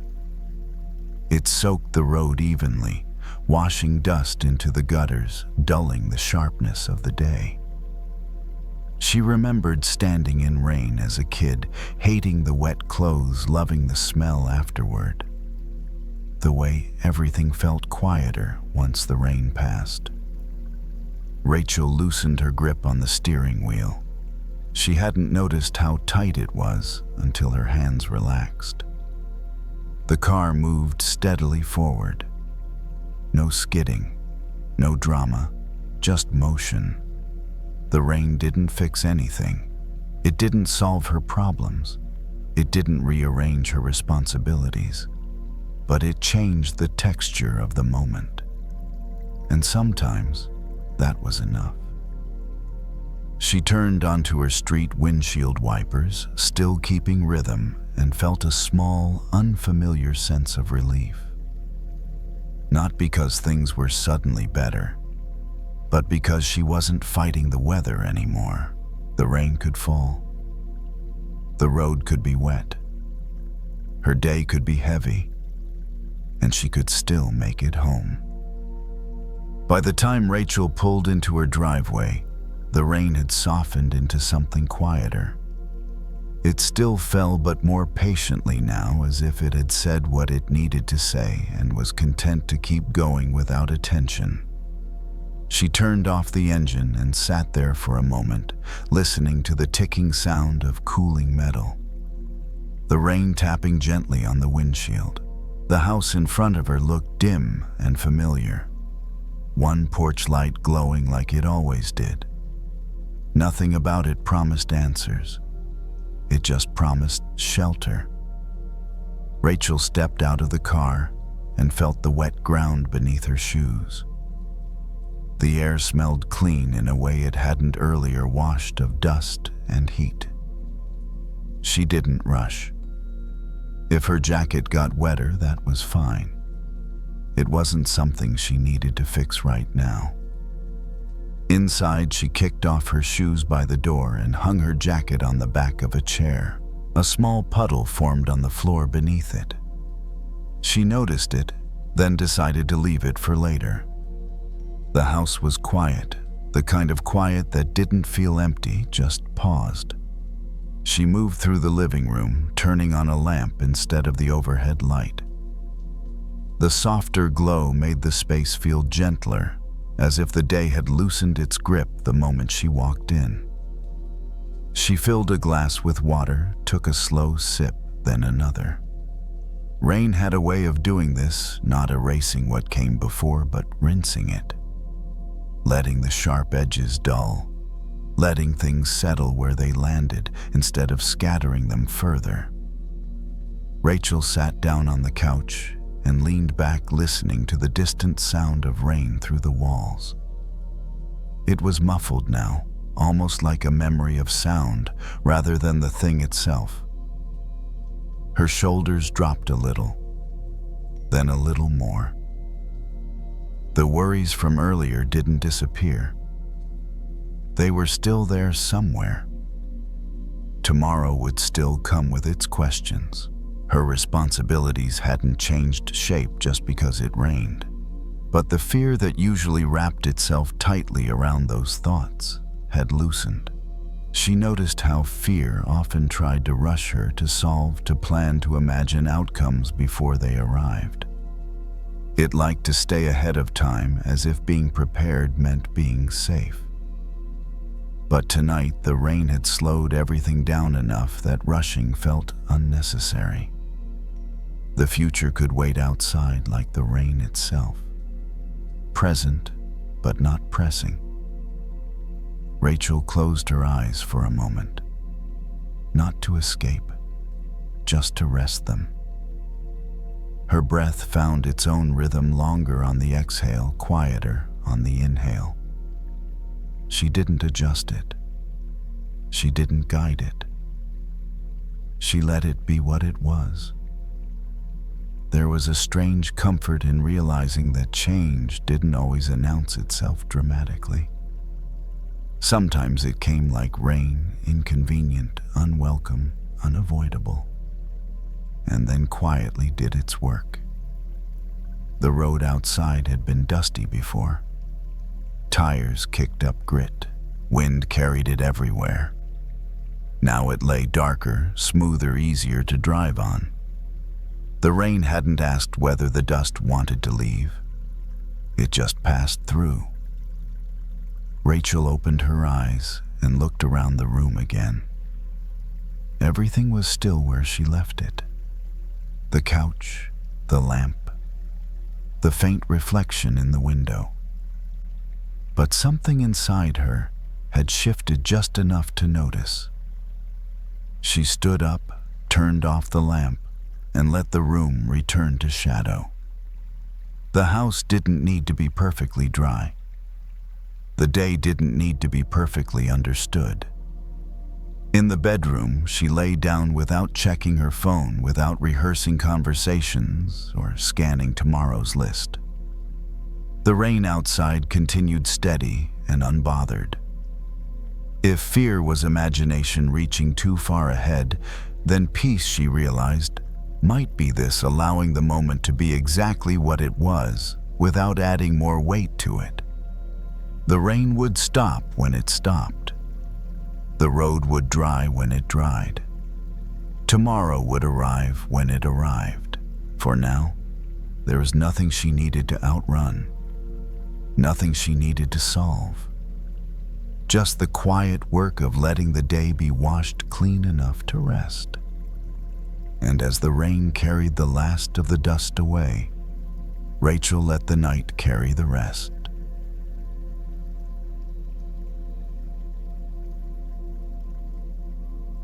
Nina didn't plan to garden that afternoon. She'd only stepped into her tiny backyard to take out the trash, still wearing her daycare t-shirt with a cartoon sun on the front. The day had been one long stretch of small hands and loud feelings, kids melting down over the wrong cup, the wrong snack, the wrong crayon. By the time she got home, her patience felt used up in the same quiet way a phone battery dies. Not dramatic, just suddenly red. The air outside was warm, but not sticky. The kind of late-day light that makes everything look softer than it felt. Nina paused near the fence and noticed a cluster of weeds pushing up along the edge of the garden bed. Thin stems, stubborn leaves, little green flags claiming space. She stared at them longer than she needed to, because that's what anger does sometimes. It finds a harmless target. She told herself, I should pull those. It'll take 5 minutes. It'll feel productive. She went inside, washed her hands, and came back out with a pair of gardening gloves she'd bought months ago and barely used. When she slid them on, the fabric felt stiff and new. Like it didn't know her yet, she crouched near the weeds and gripped the first one, hard tugging, straight up. It snapped. The top came off in her hand, while the rest stayed buried in the dirt. Nina's jaw tightened. She grabbed another and pulled even harder. Snap again. 2 clean breaks like the weeds were making a point. Of course, she muttered, more annoyed than the situation deserved. Nina was 35, and most people would describe her as calm, soft-spoken, good with kids, the kind of person who could talk a 3-year-old down from a full-body tantrum with a quiet voice and a silly song. But there was a version of her no one saw at work, a version that showed up later in the car, in the shower, or here alone in her backyard with dirt under her nails. That version was tired, and when she was tired, anger didn't look like shouting. It looked like tension. It looked like replaying the same moment over and over. It looked like holding a grudge against someone who probably wasn't even thinking about her anymore. Earlier that day, a coworker had said something small and sharp in the staff room. Not a scream, not a fight. Just a comment thrown casually the way people do when they're stressed and don't notice where their words land. Nina had laughed it off at the time, smiled, changed the subject. But the sentence followed her home like a burr stuck to her sleeve. Now crouched in the dirt, she realized she was pulling weeds the same way she'd handled that moment, trying to remove the visible part without touching what was underneath. Keep it neat. Keep it quiet. Don't make a scene. She stared at the broken stems in her gloved hand. The roots were still down there, untouched, holding firm. Nina shifted her weight and tried again, this time with a different grip. She pinched closer to the base, right where the plant met the soil. She loosened the dirt around it with her fingers, slow and careful. The earth was slightly damp, cool under the surface. She felt the plant give a little, then stop, then give again. When it finally came out, it brought a thin root with it, longer than she expected, pale and wiry, like a little cord. Nina held it up and stared, a little surprised. It wasn't the weed that was strong. It was the root. She sat back on her heels and looked at the rest of the patch. If she kept snapping the tops off, she could clear the surface quickly, sure. But the weeds would come back. Maybe not tomorrow, maybe not next week, but they'd return quietly, stubbornly, because the real part of them was still there.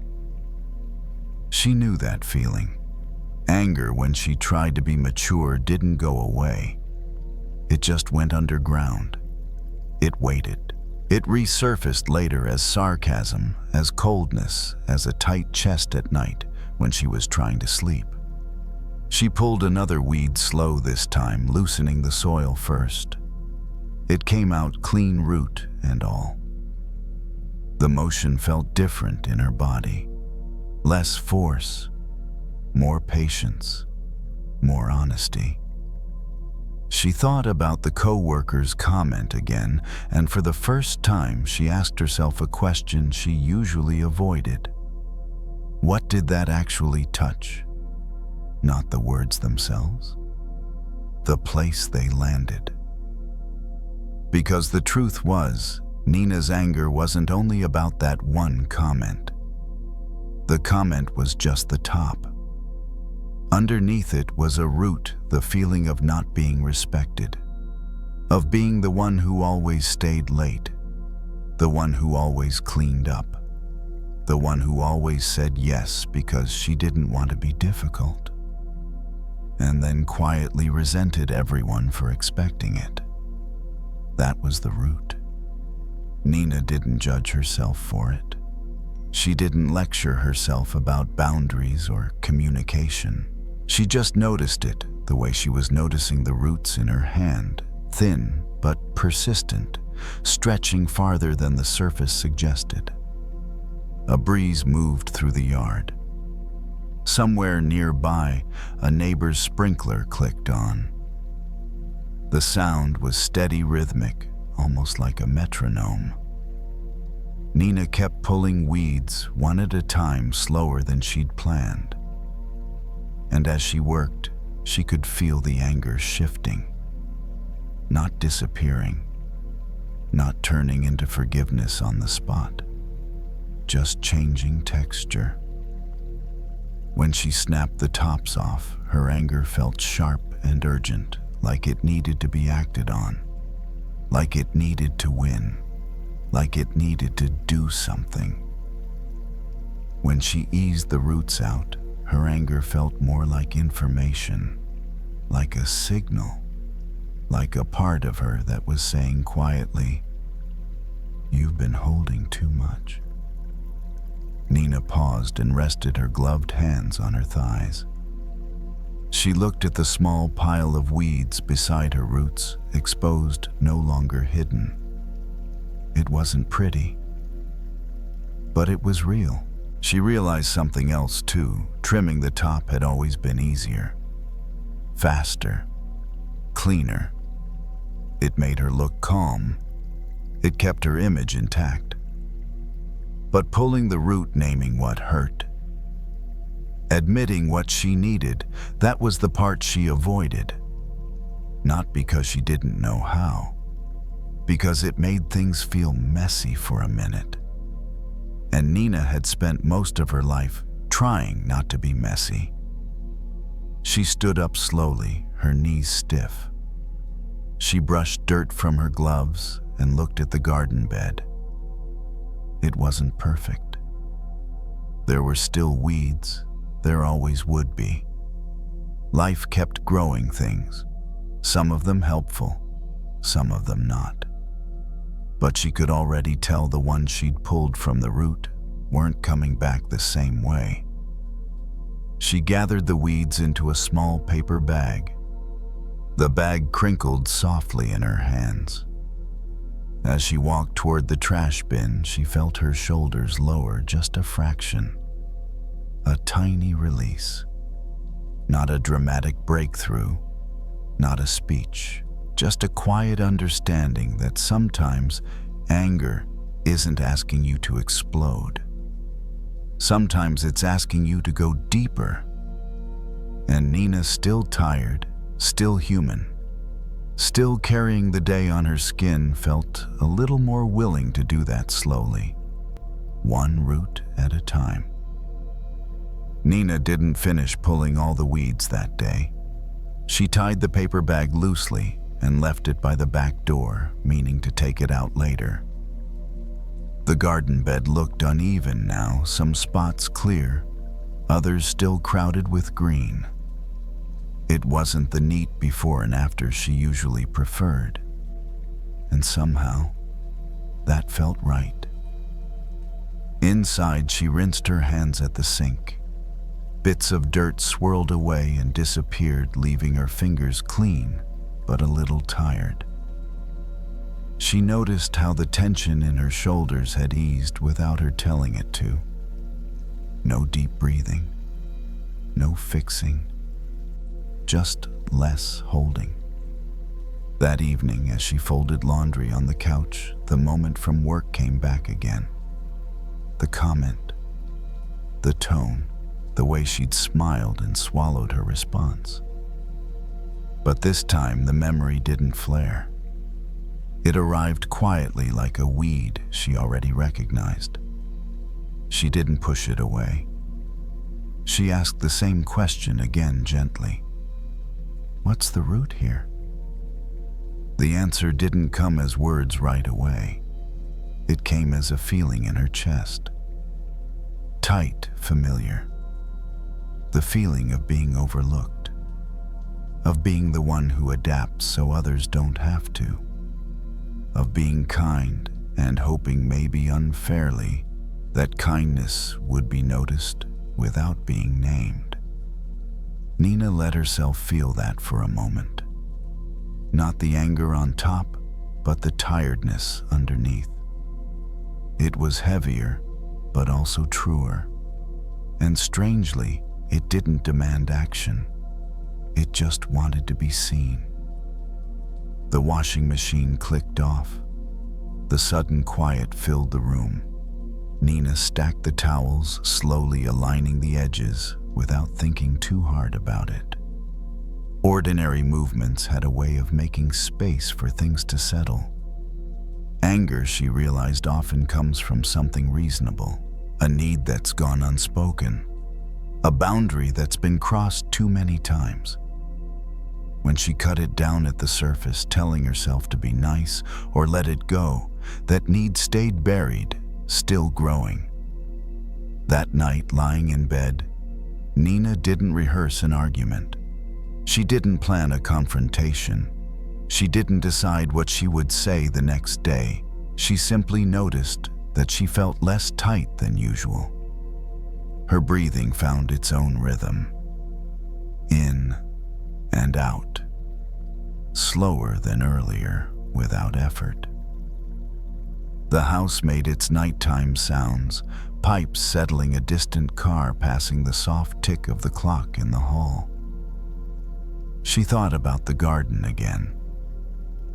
How pulling the root took more patience, more time, and dirtier hands. How it also meant the weed didn't have to be fought again tomorrow. Not everything in her life needed to be resolved right away. Some things just needed to be acknowledged at the right depth. The next morning, Nina stood at the staff room counter pouring herself coffee. The coworker was there too, scrolling on her phone. Nothing dramatic happened. No apology, no repeat of yesterday. But Nina noticed something different in herself. When the coworker spoke, Nina didn't brace. She didn't shrink. She didn't smile automatically. She just listened, shoulders relaxed, attention steady. The anger that had been buzzing under her skin the day before wasn't gone. But it wasn't driving anymore. It had become information. Later during nap time at the daycare, the room was dim and quiet. Small bodies rose and fell on their mats. Nina sat in her chair, hands resting loosely in her lap. She felt tired but not depleted. There's a difference. Exhaustion that comes from giving too much feels sharp, resentful. The tiredness she felt now was softer, honest. The kind that comes from doing the work that actually matters. That afternoon when she got home, Nina stepped into the backyard again. The weeds she'd left were still there, of course. Life didn't rearrange itself overnight. She pulled one more slowly, feeling the soil loosen, the roots slide free. She didn't rush to finish. She didn't aim for perfect. Anger, she understood now, doesn't need to be cut down or crushed. It needs to be understood at the level it grows. Above that, everything is just maintenance. As dusk settled in, Nina left the garden as it was and went inside. The paper bag still waited by the door. The work could continue another day. For now, it was enough to know where the roots were. In bed, as the room darkened and the day finally released its grip, Nina felt her thoughts slow. Nothing needed to be solved tonight. Nothing needed to be pushed away. Some things, once seen clearly, stopped demanding so much energy. And with that, the mind, like the garden, was allowed to rest.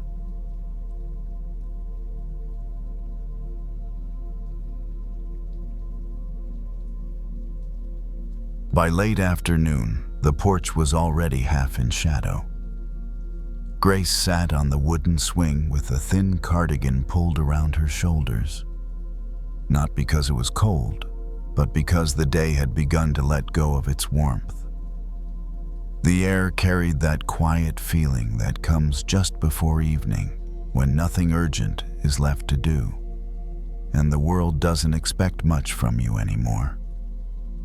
The swing moved slightly as she shifted her weight. Not enough to creak loudly, just a soft, familiar motion. Back and forth, back and forth. A rhythm she didn't think about until it was already happening. Across the yard stood the oak tree. It had been there longer than Grace had lived in the house, longer than her children had lived there, longer than most of the things that once felt important.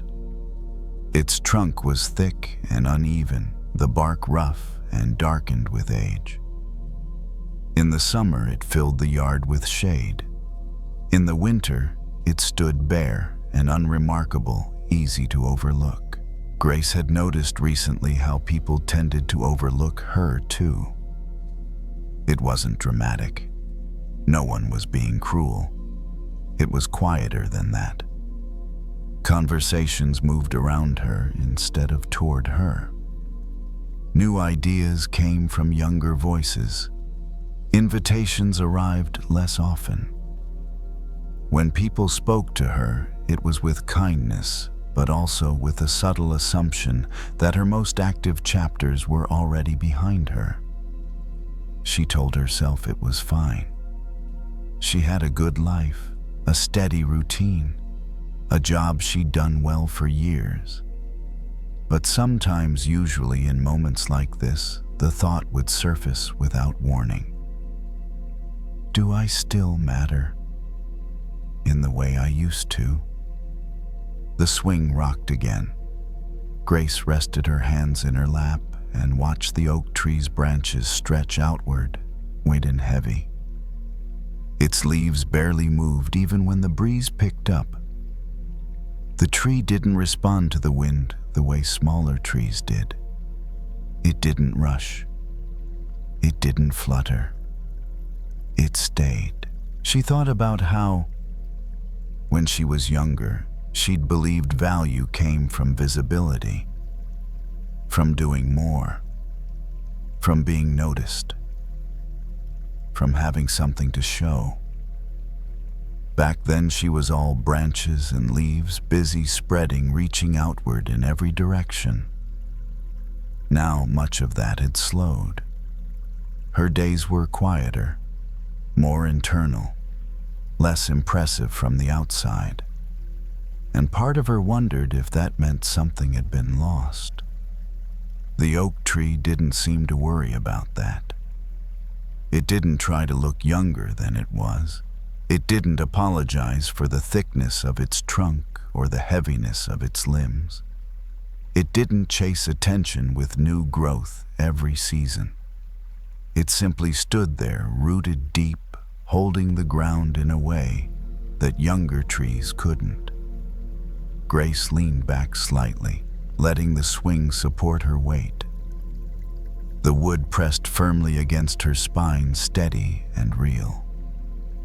She felt the tiredness in her body, not the sharp kind, but the deep layered kind that comes from years of showing up. The oak tree had rings. She knew that. Layers beneath the bark, each one marking a season of growth. Stress, weather, survival. None of them visible unless the tree was cut open. None of them obvious to someone passing by. And yet those unseen layers were the reason the tree could stand the way it did. Grace exhaled slowly. The thought settled somewhere inside her, not as a conclusion, but as a possibility. Maybe value didn't live in what people could see anymore. Maybe it had moved underground. She looked at her hands. The skin thinner than it used to be, veins more visible. These hands had held children books, grocery bags, grief, joy.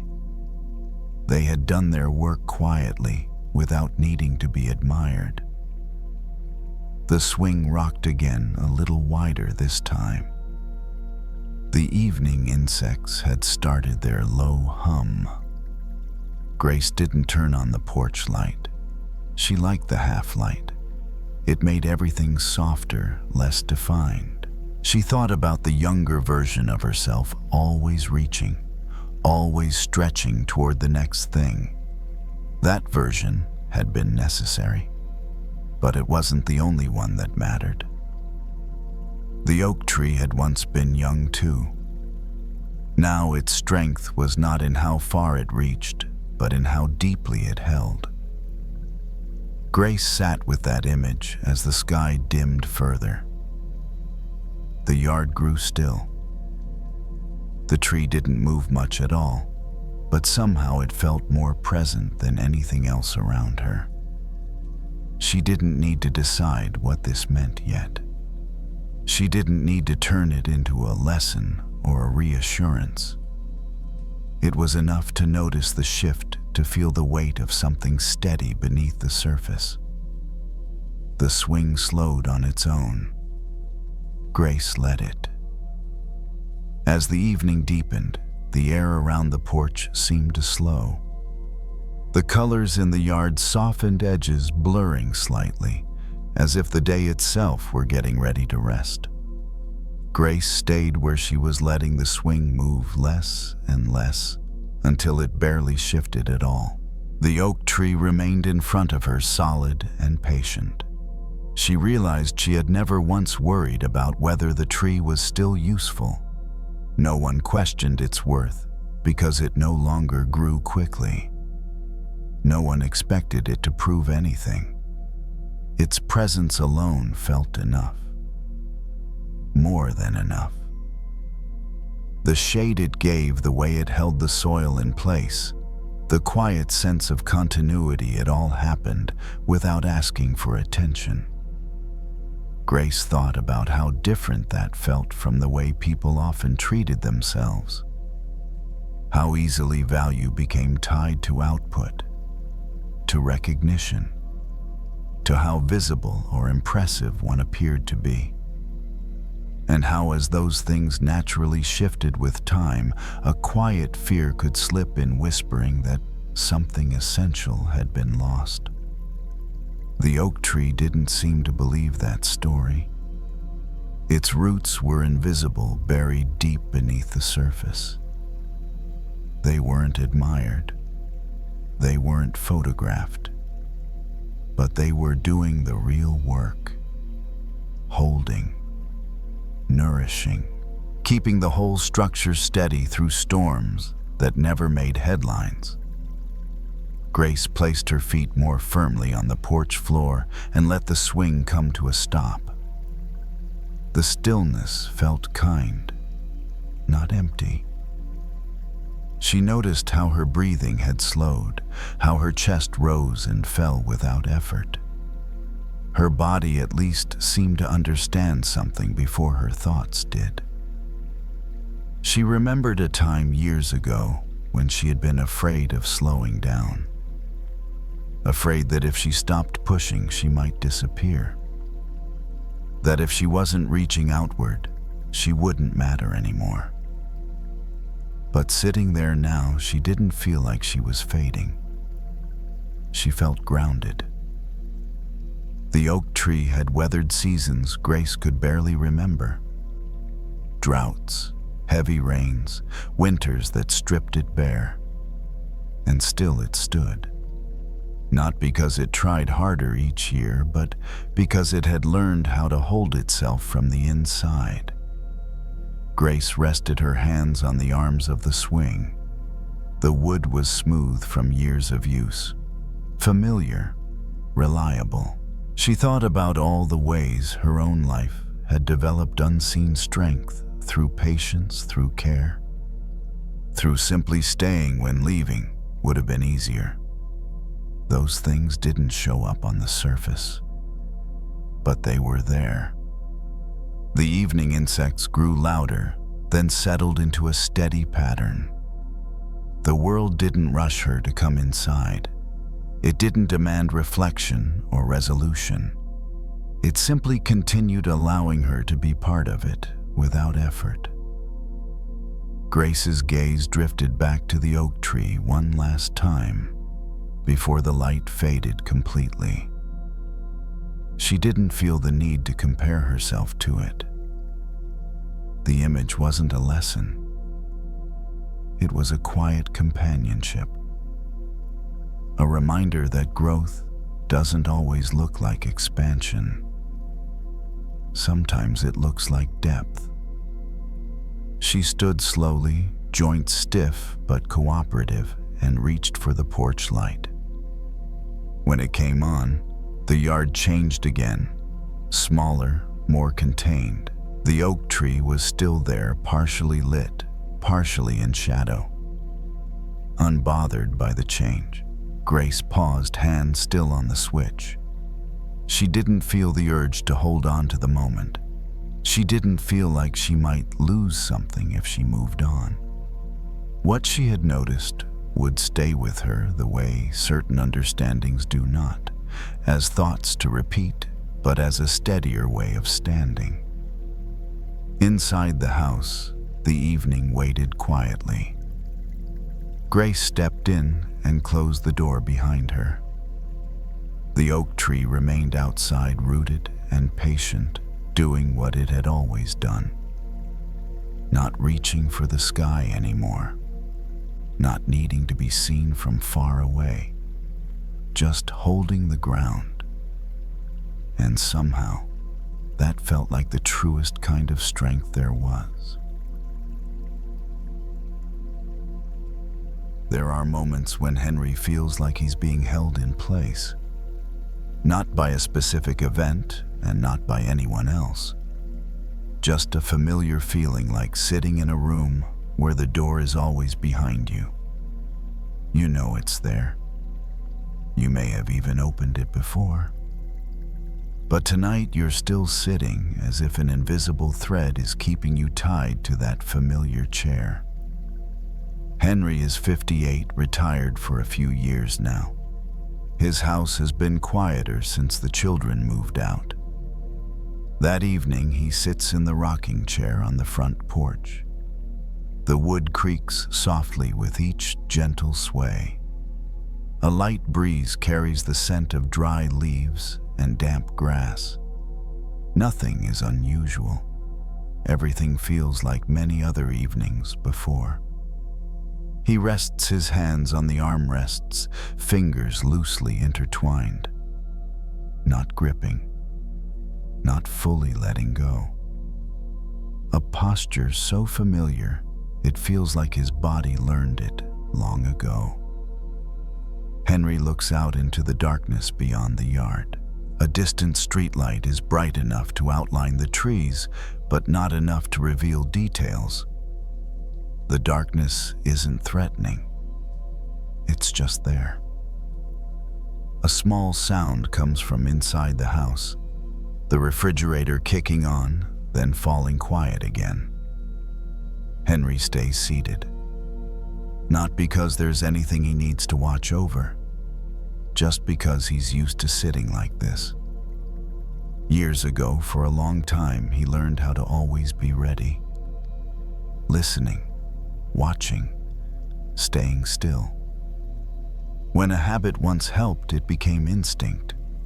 And instincts rarely disappear on their own, even when circumstances change. He rocks the chair one more time. The wood creaks again. The steady sound is almost soothing.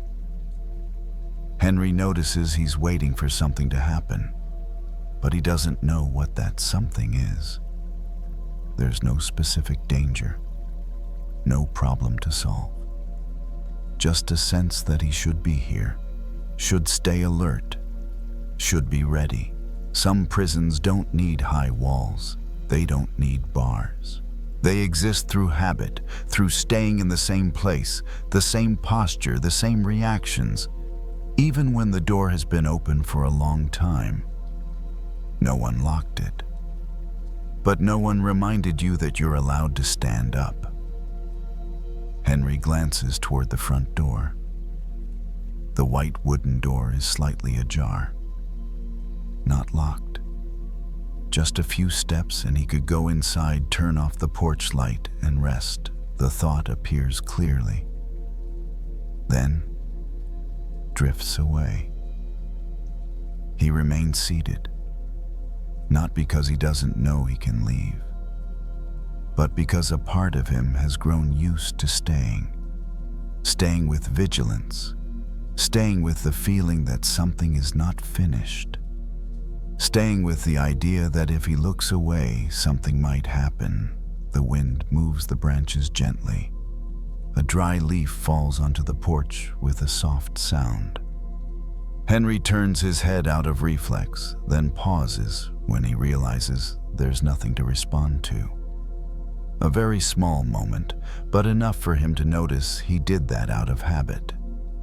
Not because of danger, just because his body learned to react that way. He exhales, a little longer than before. Not a sigh, just a fuller breath leaving his body. The rocking chair comes to a stop. The wood goes quiet. In that stillness, Henry feels something unexpected and no one is guarding him. There's no lock, no rule requiring him to stay here another minute.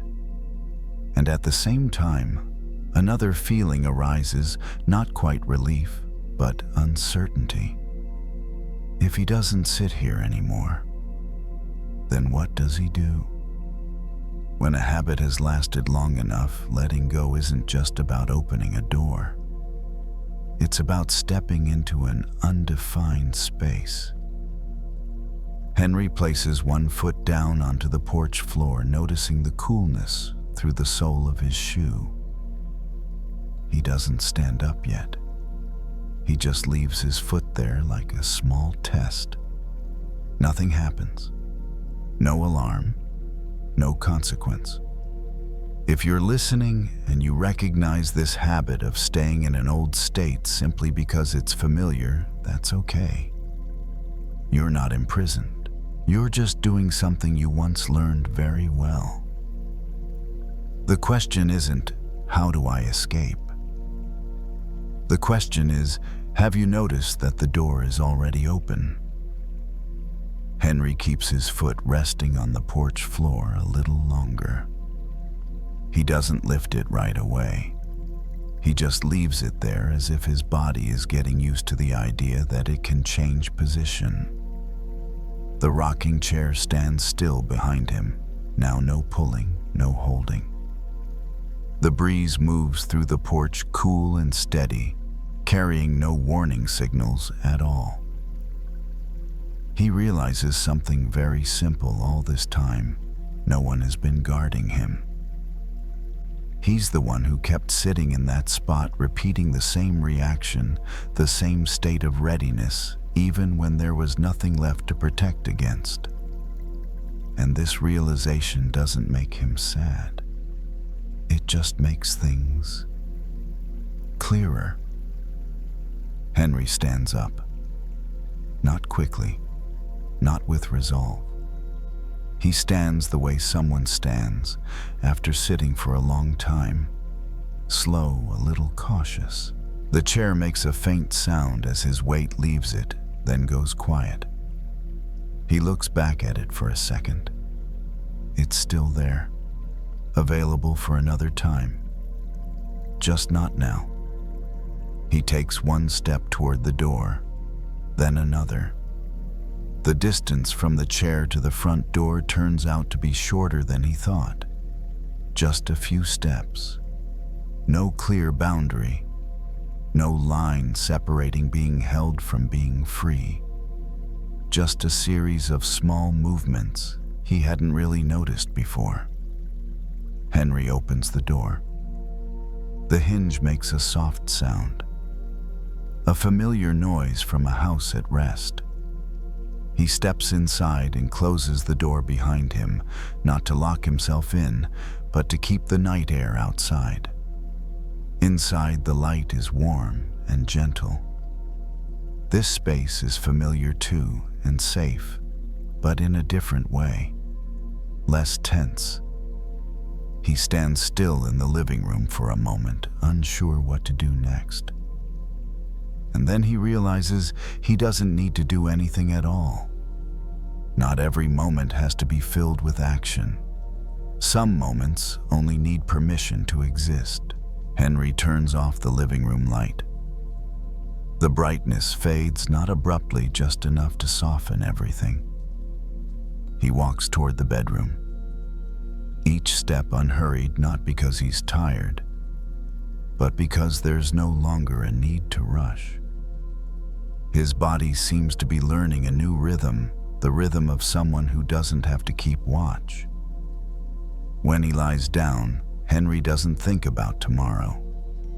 He doesn't think about the past.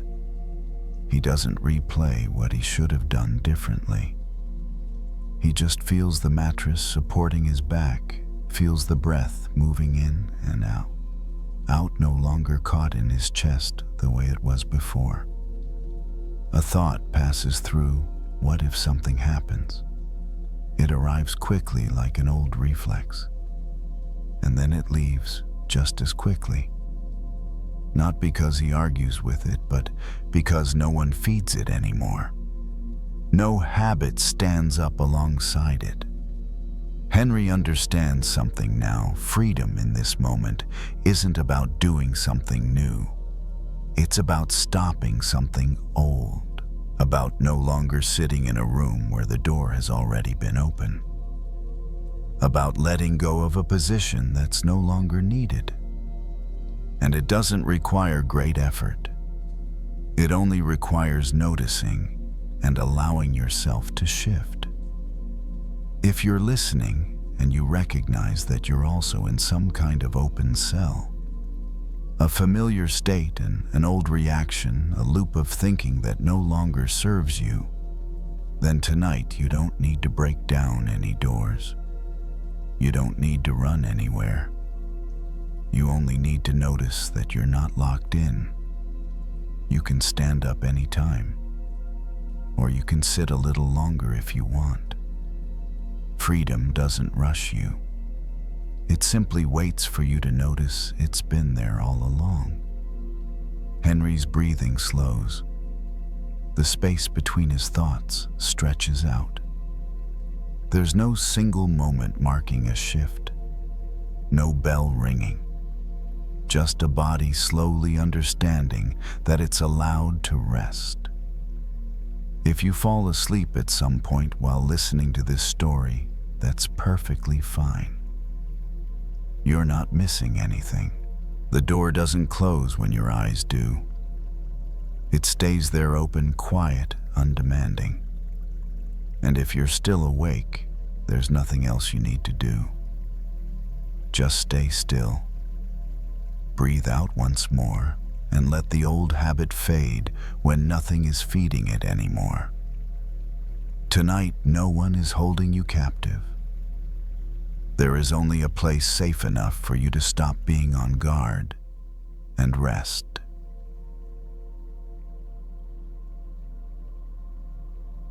There are nights when the mind keeps asking questions that don't really want answers. Not big questions, not philosophical ones, just small, persistent ones that repeat themselves quietly, like a drip you can't quite locate. Why did I say that? What if this goes wrong? Should I have done something differently? Each question feels reasonable on its own. Together they form a low hum that never fully stops. The room is dark except for a soft glow from a lamp in the corner. The fan overhead turns slowly, pushing warm air in wide circles. The sound is steady, predictable. It doesn't ask anything. It doesn't expect a response.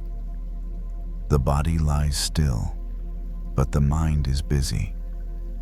Every time one question fades, another takes its place. As if the mind believes that if it keeps asking long enough, something will finally click. Some missing piece will appear, some tension will release. But nothing arrives. It's like listening for the sound of one hand clapping. The idea surfaces unexpectedly, not as a teaching but as a memory. Something heard once long ago without much explanation. At the time it sounded strange, almost playful. Now it feels familiar. One hand clapping. The mind pauses on that image, not trying to solve it, just noticing how it feels. There's an odd quality to it. A question with no real answer. A problem that doesn't resolve by thinking harder. And yet the mind keeps trying. It asks again, what does it mean? Then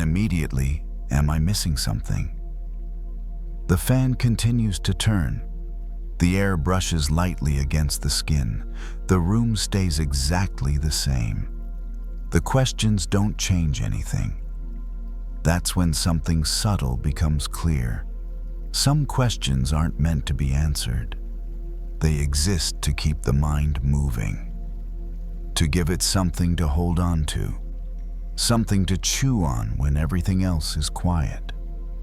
Overthinking often hides inside questions, not helpful ones that lead to action, but looping ones that circle endlessly.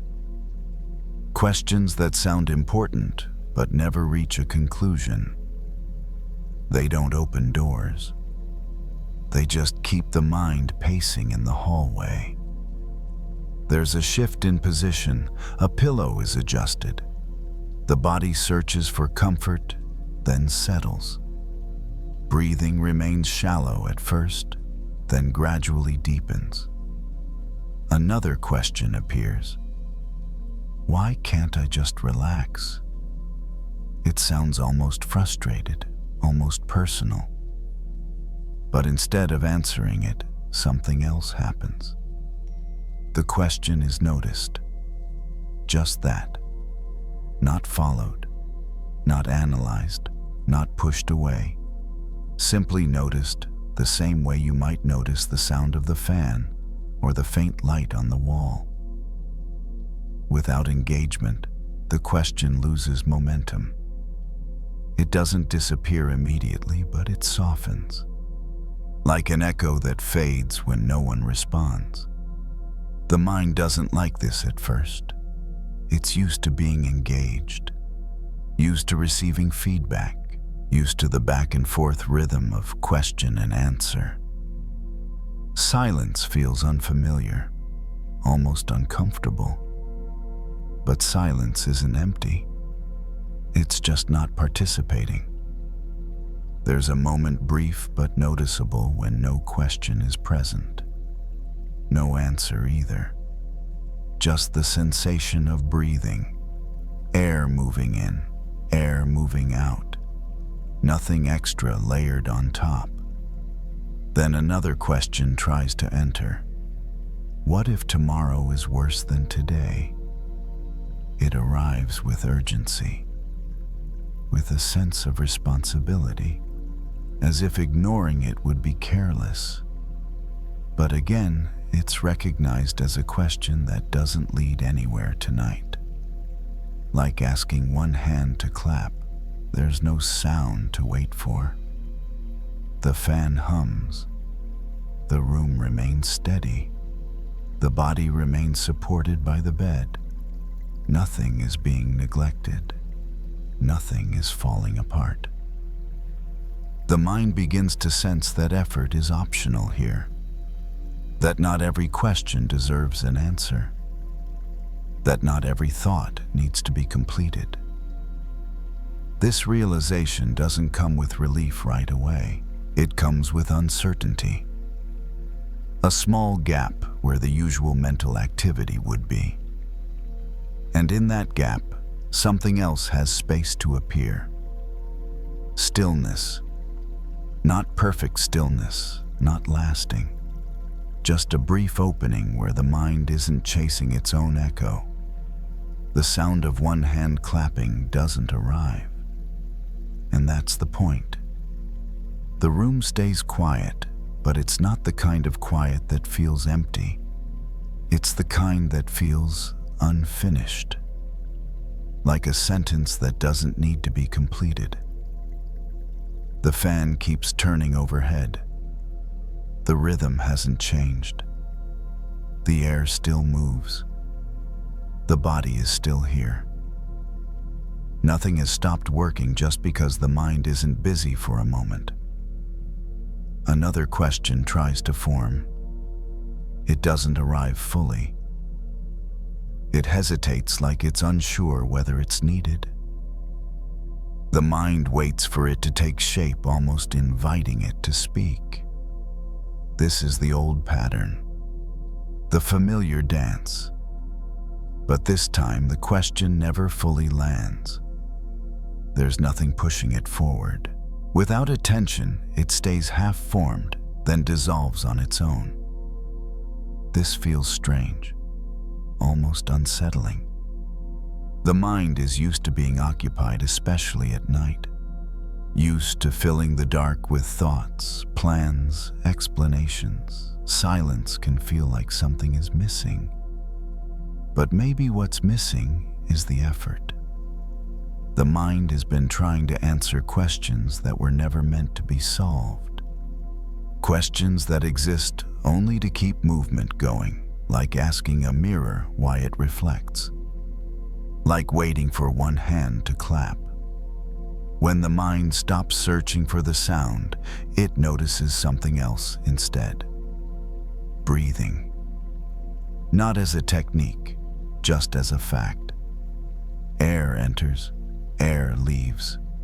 The chest rises and falls without instruction. The body knows this rhythm well. It's been doing it all along, even when the mind was busy elsewhere.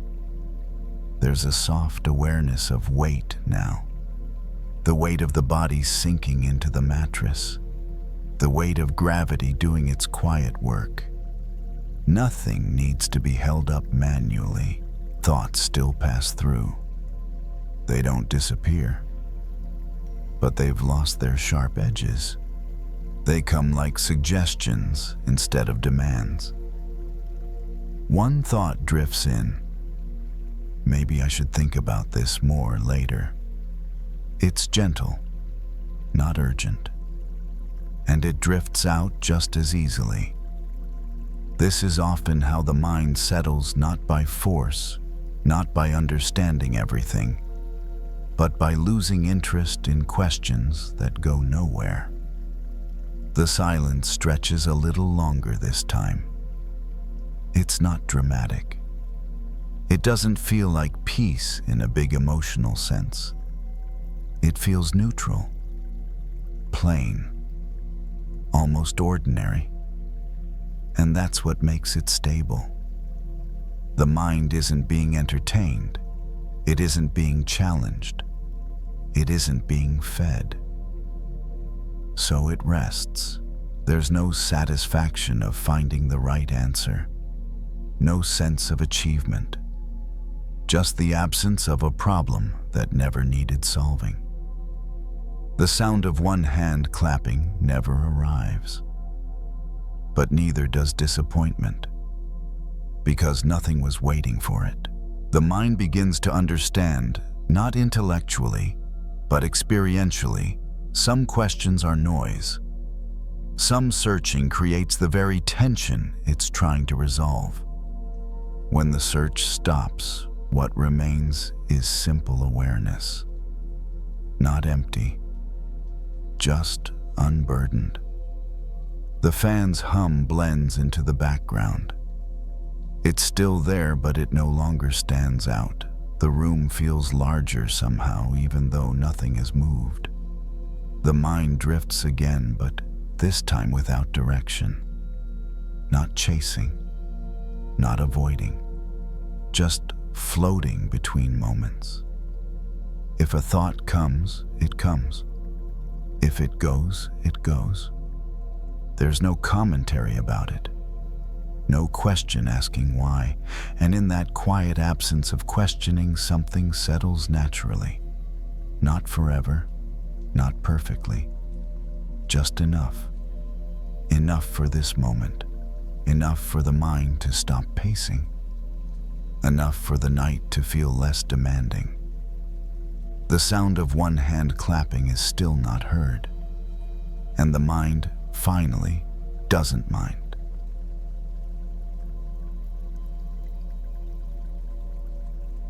Wherever you are tonight, I'm grateful you chose to spend this quiet time here. If these stories help you rest, you're welcome to subscribe and return whenever you need a gentle place to land.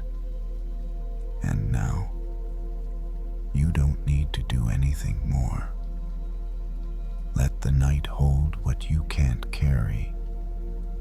And if sleep comes, let it come.